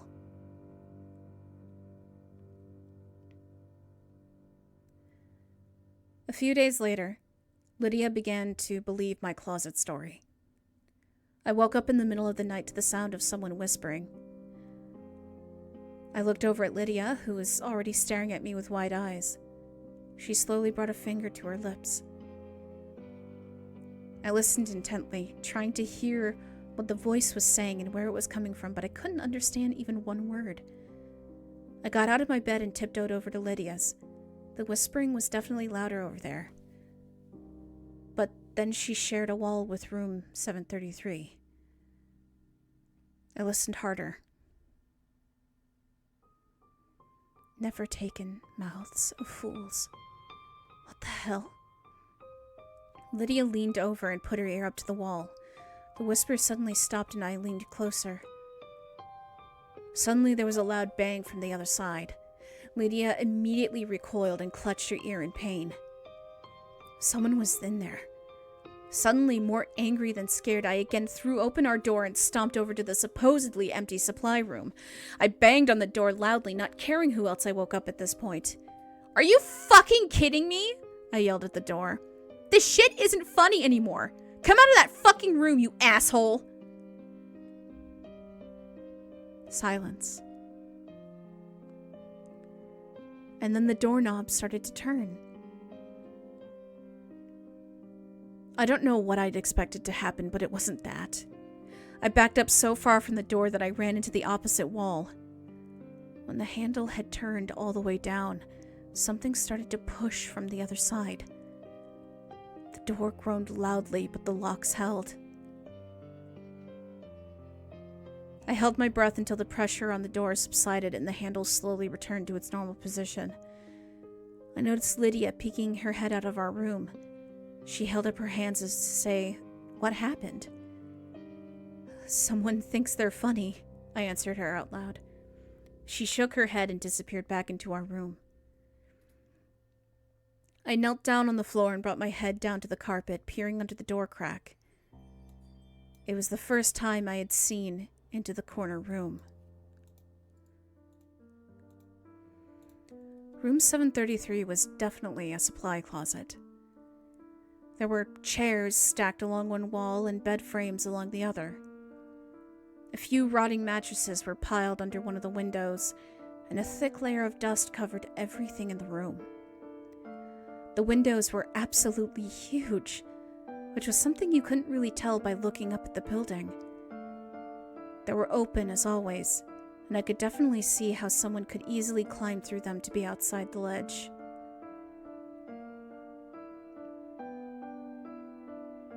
The room didn't look like it had been disturbed in a couple of decades, which sent a shudder racking through my body. The moonlight, which had been providing enough light to see into the room, suddenly vanished, and I saw only pitch black inside. I blinked rapidly, trying to adjust my vision. I squeezed my eyes shut, and when I opened them, a large yellow eye was looking back at me, only a few inches away from my face on the other side of the door. I screamed and woke up half the dorm.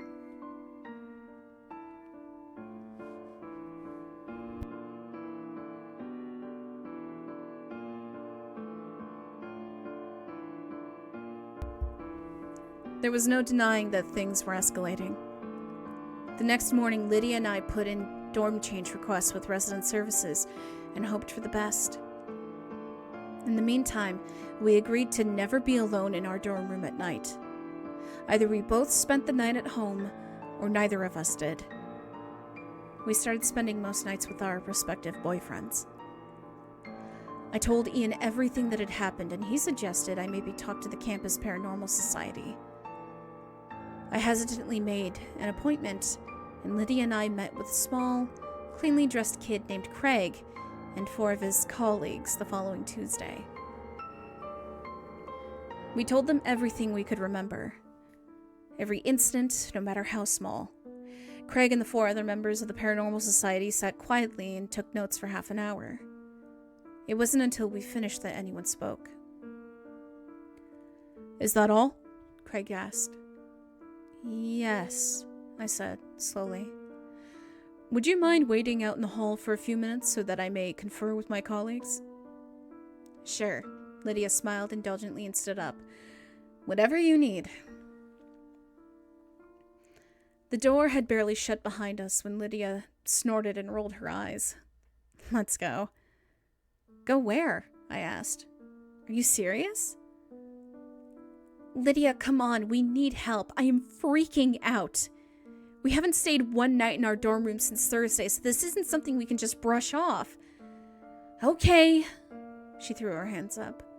Let's hear what they have to say, and then we can go over to residential services and check on our move requests.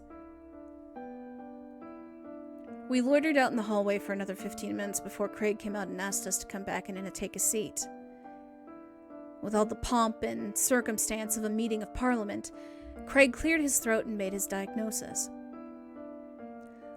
What you're dealing with, ladies, is a very angry ghost. Is that your professional opinion, Craig? Lydia said. I shot her a look. Yes, he stuttered. A vengeful spirit. A spirit? I asked. I very much doubted that that's what we were dealing with. Yes, answered one of the not Craigs. That's ghost to the layperson. Jesus Christ. Lydia groaned and rubbed her temples. Mistaking Lydia's frustrations with despair, Craig rushed right into his speech. Don't be afraid, ladies. We're going to take care of you. It's true that spirits can be quite a headache if you don't know how to exorcise them, which is why it's good you came to us. Suicides almost always result in angry ghosts. They need revenge. Revenge on whom? I asked. On other students. Perhaps this particular spirit was bullied into taking his own life and now seeks to torment others. Listen, we can take care of this for you right away. All we ask is a small donation to the society, Craig continued. We honestly didn't realize that the room was having this much activity. It's really very exciting. Great, well, thank you for your time, Lydia said as she grabbed my hand and pulled me out of my chair. Do you want to set up something for this weekend? Craig asked. Tell you what, we'll call you. Lydia hurried me out of the room, wearing a weary look, and didn't speak again until we were almost to the admin building. That was a waste of time, she said. Look, I'm not disagreeing with you, but... Becca, tell me, you didn't honestly buy into that. So you don't think it's I was having trouble even saying the word. It sounded so ridiculous. Ghost? Well, I don't fucking know, but neither do they. That guy had no idea what the fuck he was talking about.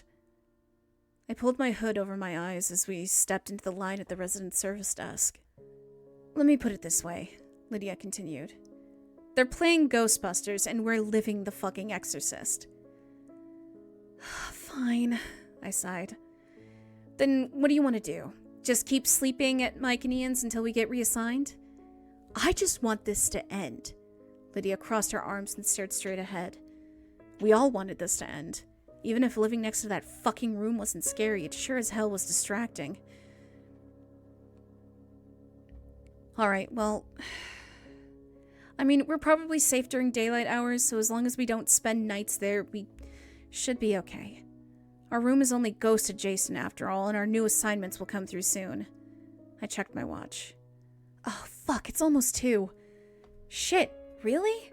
I gotta go. Mike got accepted to Sigma Chi, and he's getting initiated today. Oh yeah, I forgot he rushed. The girl at the desk waved us forward. I hadn't even realized we'd reached the front of the line. Let me know what they say, Lydia said as she ran out the door. The girl at the desk eyed me suspiciously as I approached. Hi, you're the girl trying to move out of 734 in Riley, aren't you? She caught me off guard. Yeah, one of them. How'd you know? Sorry, I overheard you. I also saw your file across my desk a few days ago, and I gotta ask, why are you looking to transfer rooms exactly? I was tired. I was beaten down. I didn't have the energy to think of a lie. Because shit is going on in the empty room next door, and it's really freaking us out. Noises, whispers, knocking. The other night I saw someone. You saw someone? Yeah, in room 733. Yeah, I looked under the door. There was definitely someone in there. The girl narrowed her eyes at me, and for a moment, and then nodded for no particular reason. Well, your rooms aren't ready yet, but I've pushed them through as a priority. For now, you're stuck, though. There just isn't anywhere else to put you. I sighed. I'd figured as much. I'm Alice, she continued. And look, I've actually done a lot of research on the Riley suicides, and I think I can help you. Or, at the very least, offer some insight. Really? I asked hesitantly. Absolutely. I'm in Taylor Hall, room 310. I'll be back in my dorm by 4 today. Thanks. We just came from the Paranormal Society on campus. Oh, say no more. Alice rolled her eyes. Yeah, so I'll definitely see you at 4. Great, Alice said, and smiled. I was early to Taylor, but then so was she. I told our story for the second time that day, and Alice wasn't afraid to interrupt with questions, though her queries didn't betray her thoughts. When I was finished, she leaned back into her chair and sighed deeply. I can't believe it. She shook her head. I'd always heard rumors, but I honestly doubted any of it was true. I can assure you, everything I've told you is absolutely true. And how is it now when you're there? We aren't ever there at night, but during the day we've heard scratching on the wall, really quiet whispering, and sometimes we still hear the window opening and closing. In broad fucking daylight. However, every time I look up from the street, the windows to 733 are open. Alice nodded. Well, for the record, I don't think you're in any danger. As much as it sucks, you guys are simply a causality. You guys just need to stay out of room 733. I snorted. Are you kidding? I would never go in there. I believe that you believe that. But this thing, whatever it is, it's tricky, manipulative, a liar, and it's smarter than you. I'll try not to be offended by that. You shouldn't be. What do you think it is?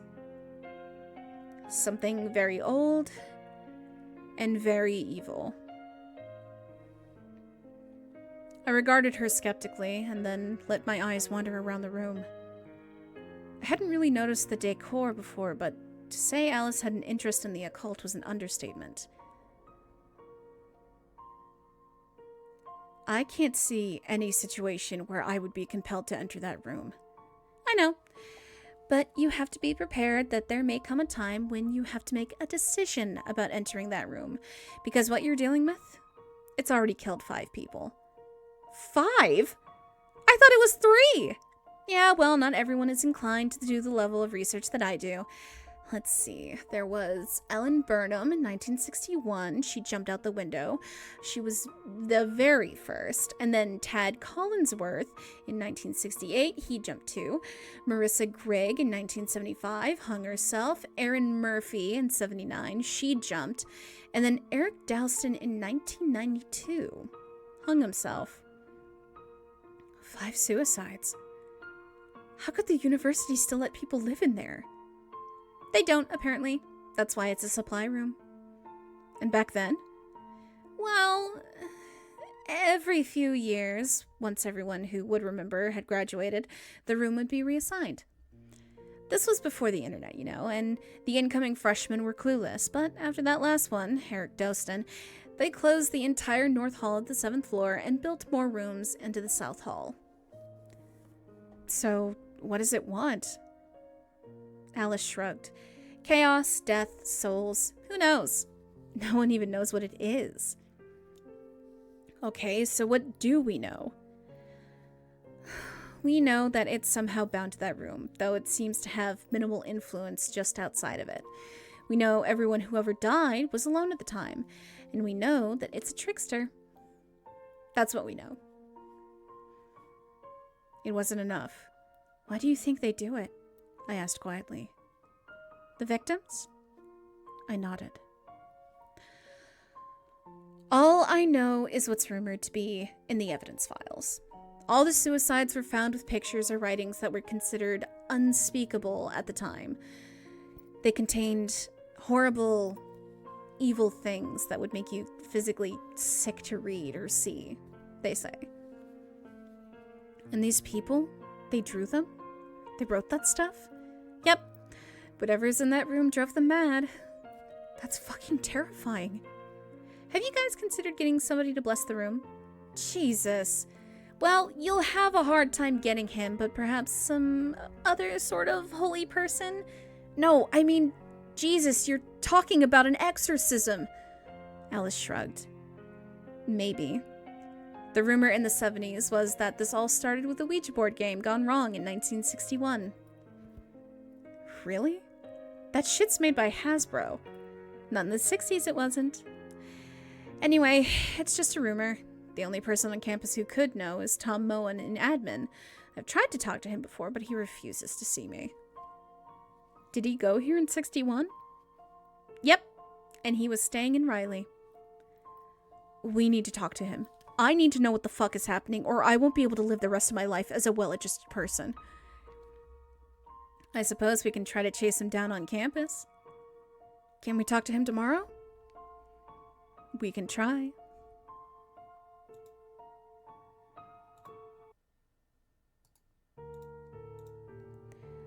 Mr. Moen wouldn't see us that day or the next. We tried to catch him on his lunch hour and then again while he was leaving work, but he got around us every time. It was soon clear that the old man was actively avoiding us. Lydia and I had seen little of each other since we'd continued to sleep in other dorms. I went back to our room twice a day, once in the morning and once in the afternoon. Usually the other room was silent, but that didn't make me feel better. I could always sense something on the other side of the wall, somehow watching me. It felt like the calm before the storm. The Thursday before Halloween, I came back to the dorm to shower in the evening, much later than usual.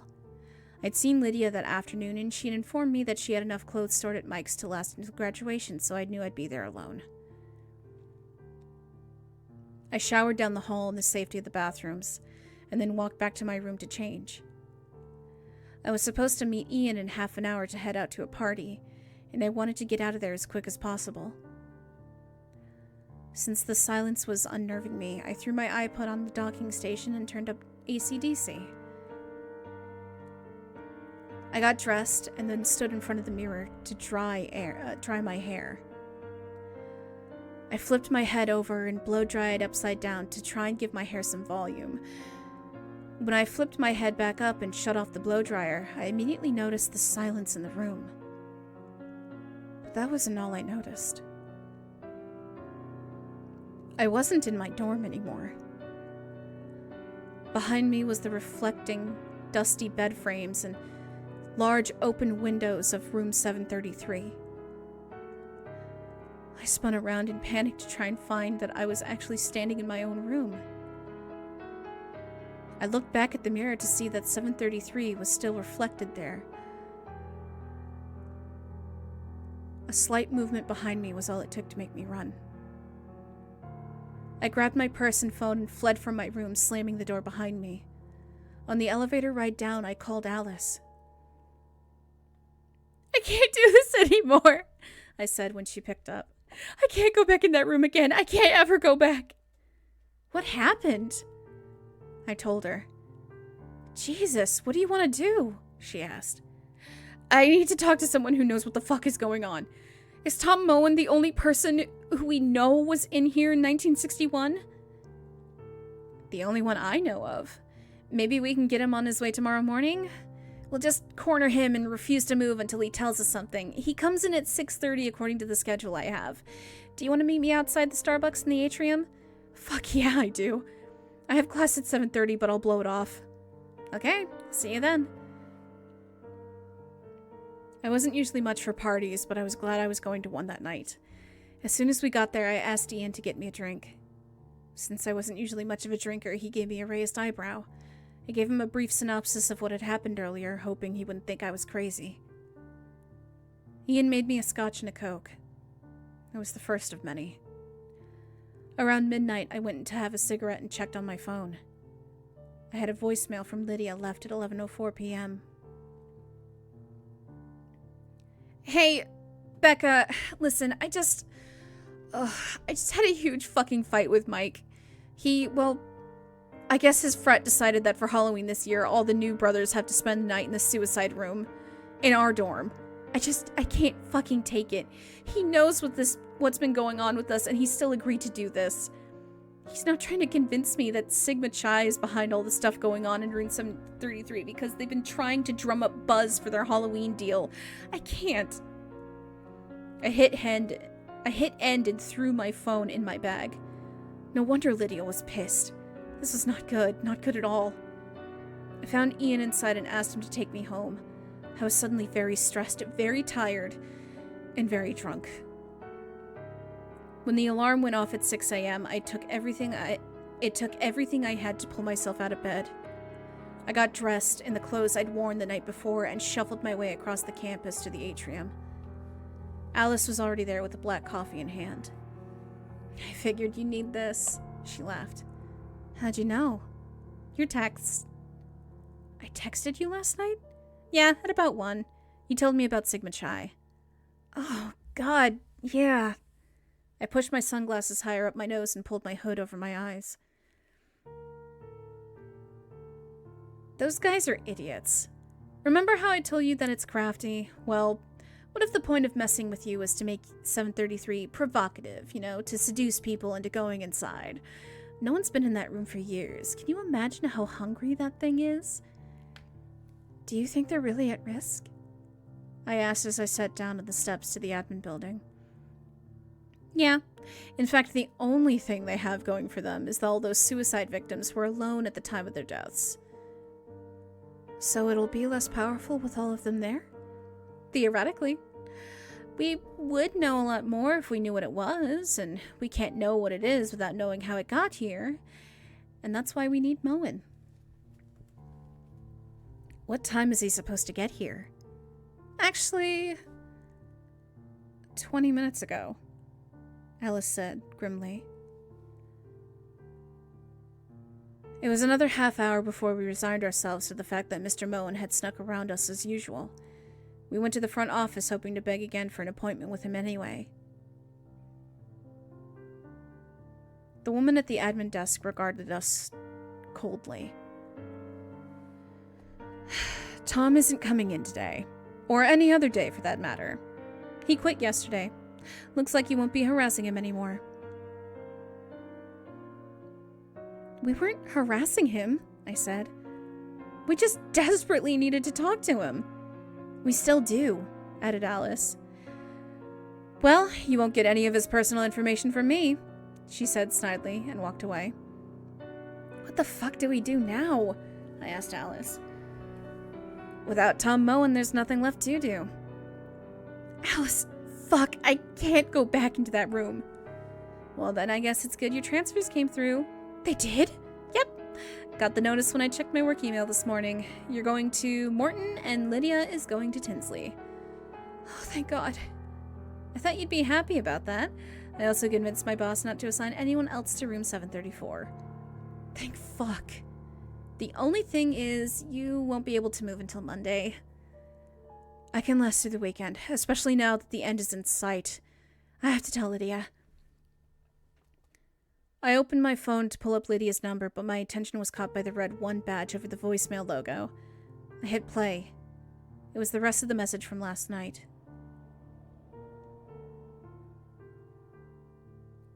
Even look at his dumb fucking face anymore, so I'm going to head home.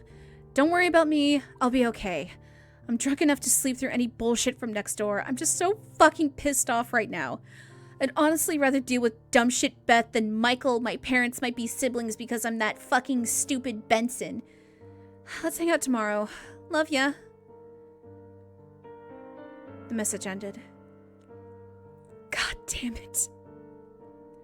Alice gave me a questioning look. Lydia spent the night in her dorm. Alice cringed. She's safe though, right? As long as she doesn't go into 733. She won't.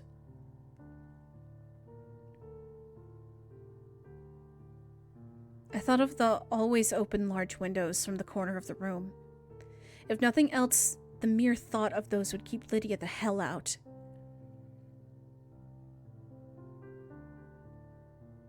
Good, well, since we have nothing else to do you want to go look for theology books in the library? It's pretty much the only thing open right now.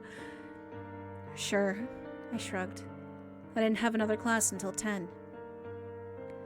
The little old lady who sat behind the library's checkout desk must have been 1,000 years old. Miss Stapley's eyes were small and watery, and her skin looked like it was melting off her skull. Still, she was nice and knowledgeable, and she sent us into the right direction for books on demonology, though she gave us a curious look as she did. There wasn't much. We read everything we could, but it either wasn't relevant or it wasn't in English. We returned to our desk 30 minutes later. Do you have anything on the occult? The occult? Her voice trailed off. Yes, I do. Over there to the left of the reference section. Oh, thanks. Sorry, I'm too hungover to use the Dewey Decimal System, I said. I don't think she likes the look of us, Alice whispered as we walked away. Or our look into subject matter? Probably neither. Within the hour, we were back up to her desk, having struck out again. We could tell she was getting annoyed as her eyes narrowed suspiciously at us as we approached. Sorry, do you know where we could find something on seances or Ouija boards or... Now listen, girls. Miss Stapley stood up from her desk and looked over her glasses at us. I really hope this is for class. It is, I said. It's not, Alice answered simultaneously. It's personal research. Research? What kind of research? Look, we're not going to mess with Ouija boards or anything, I said. Good. Miss Stapley smoothed her pleated pants and sat back down. Because I can't have that sort of thing going on here again. Again? Alice latched on. The older woman suddenly looked very uncomfortable and started fidgeting with a stack of books on her desk. We may have something on seances, and Miss Stapley. We're researching what happened in Riley in 1961, Alice interrupted. And also what's been happening there ever since. Well, it's no secret, is it? A student committed suicide in that room. Dreadful, but not unheard of on university campuses. 5 students, I corrected her. But you know that, right? Alice was suddenly talking very fast. Because you sound like you're well versed in this story. Please, tell us how this started and we might be able to end it. End it? Miss Stapley's voice became quieter but more concentrated. Don't be so arrogant, young lady. You can't end it. People have always died in that room, and they always will. There is no end to it. So you best stay far away from it.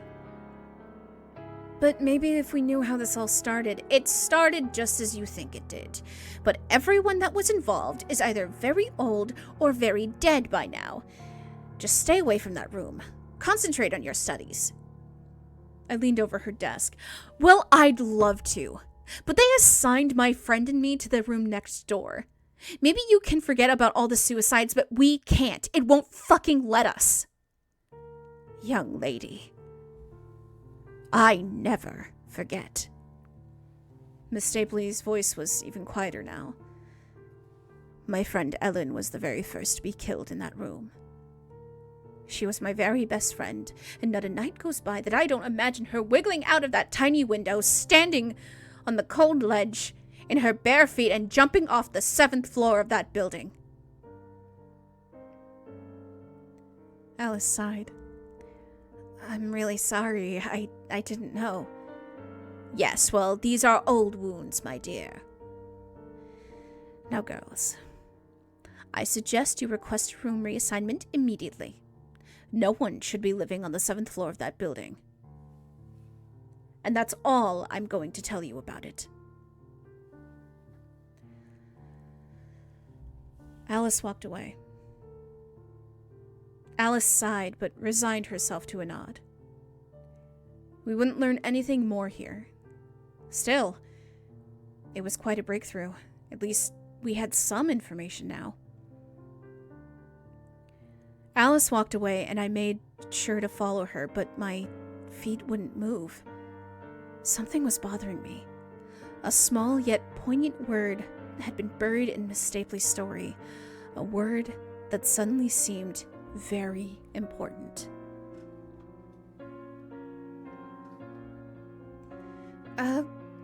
Miss Stapley? I asked the tired old woman at the desk. Why did you refer to the windows in 733 as tiny?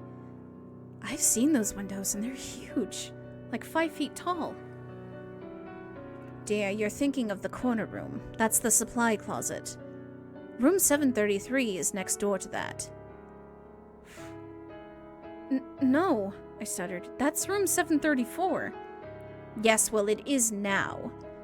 When they built the additional rooms on the south wall, they moved all the room numbers down. Oh my god. I suddenly felt very hot and dizzy. That sneaky fucker, Alice whispered next to me, her skin paling. Lydia! We took off across the campus at a dead run, witnessed only by the few bleary-eyed students on their way to morning classes. When Riley finally came into view, I stumbled on the pavement as my blood turned to ice.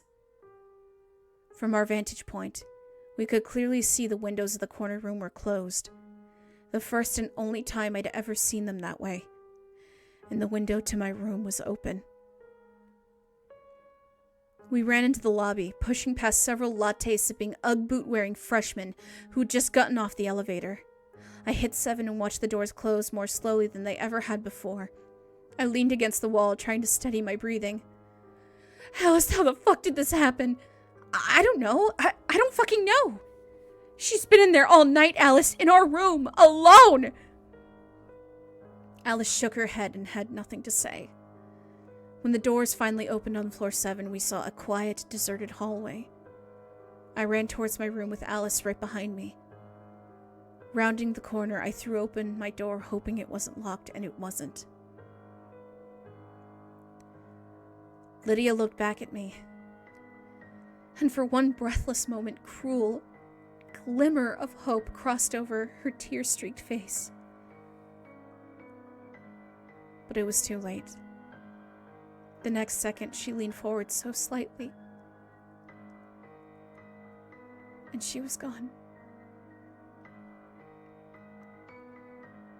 She screamed the entire way down. Alice ran to the ledge where Lydia had just been, while I stood motionless. She stuck her head out the window and looked down just as a different kind of screaming started from the bottom floor. Alice closed her hand over her mouth and pulled her head back into the room as tears of shock ran down her ghost-white face. The screaming from outside got louder as more people saw what remained of my best friend on the cold pavement. I leaned back against the dresser and slumped to the floor. A falling death. Lydia never wanted a falling death. I absent-mindedly picked up one of the pictures that were strewn all over the floor. It was a picture of Lydia's mother. She was dead. I picked up another picture. It was Lydia's babysitter. She was dead too. There were dozens of pictures just like it all over the floor. Lydia had been busy last night. As for the things depicted in them, I cannot tell you. Lydia was a talented artist, and I only saw a few before I got sick on the floor next to me. Alice was standing in the doorway yelling something down the hall. I don't know what she was saying because all I could hear was a high-pitched whine in the room. Suddenly, a piece of paper slid out from under the crack in the closet door and glided across the floor towards me. I picked it up and studied it for a moment. This one was drawn by Lydia too, but it wasn't like the others. It was a picture of the closet from my exact vantage point. In the drawing, the door was cracked and there was something looking back from the darkness. I put the paper down and studied the closet. The door was cracked open just like the picture. I squinted my eyes and tried to see inside. Just as I started to distinguish the defined lines of a long face looking back at me, Alice pulled me to my feet. "We need to get out of here," I thought I heard her say. I never went back into that room. My parents moved my things, and I spent the rest of the semester in an apartment off campus. I transferred to an out-of-state school for my spring semester and finished my degree there. Every night, I dream of Lydia pulling herself through that tiny window, shimmying out onto the cold ledge, standing up and knowing there's nothing between her body and the terrifying abyss in front of her. I watched her look down 7 stories to the black pavement below and realized, though not accept, her terrible fate. I see the blind horror cross her familiar features. I hear her wildly pounding heart, desperately trying to race through every beat of the life she should have lived, and knowing it has only mere seconds. I watch her look back at me, and I watch her fall.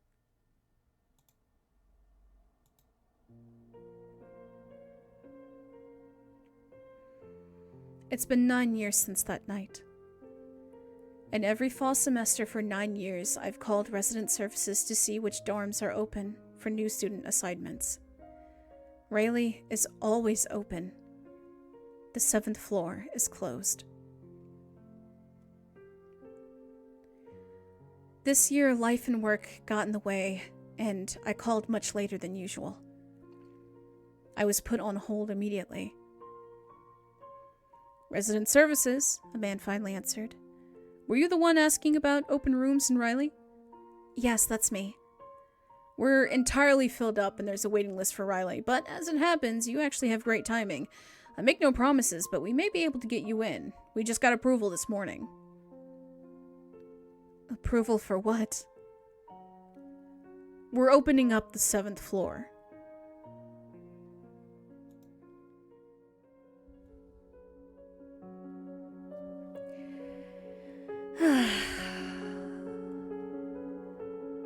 That felt good to do. It's been a very long time. And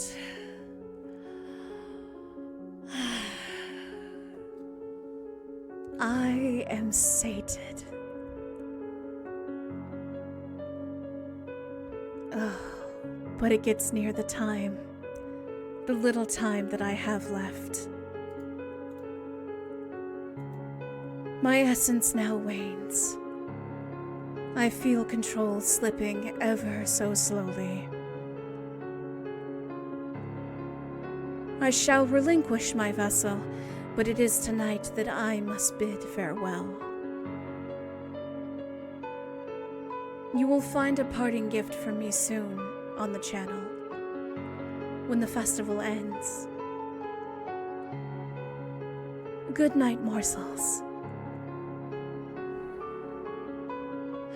And sleep well.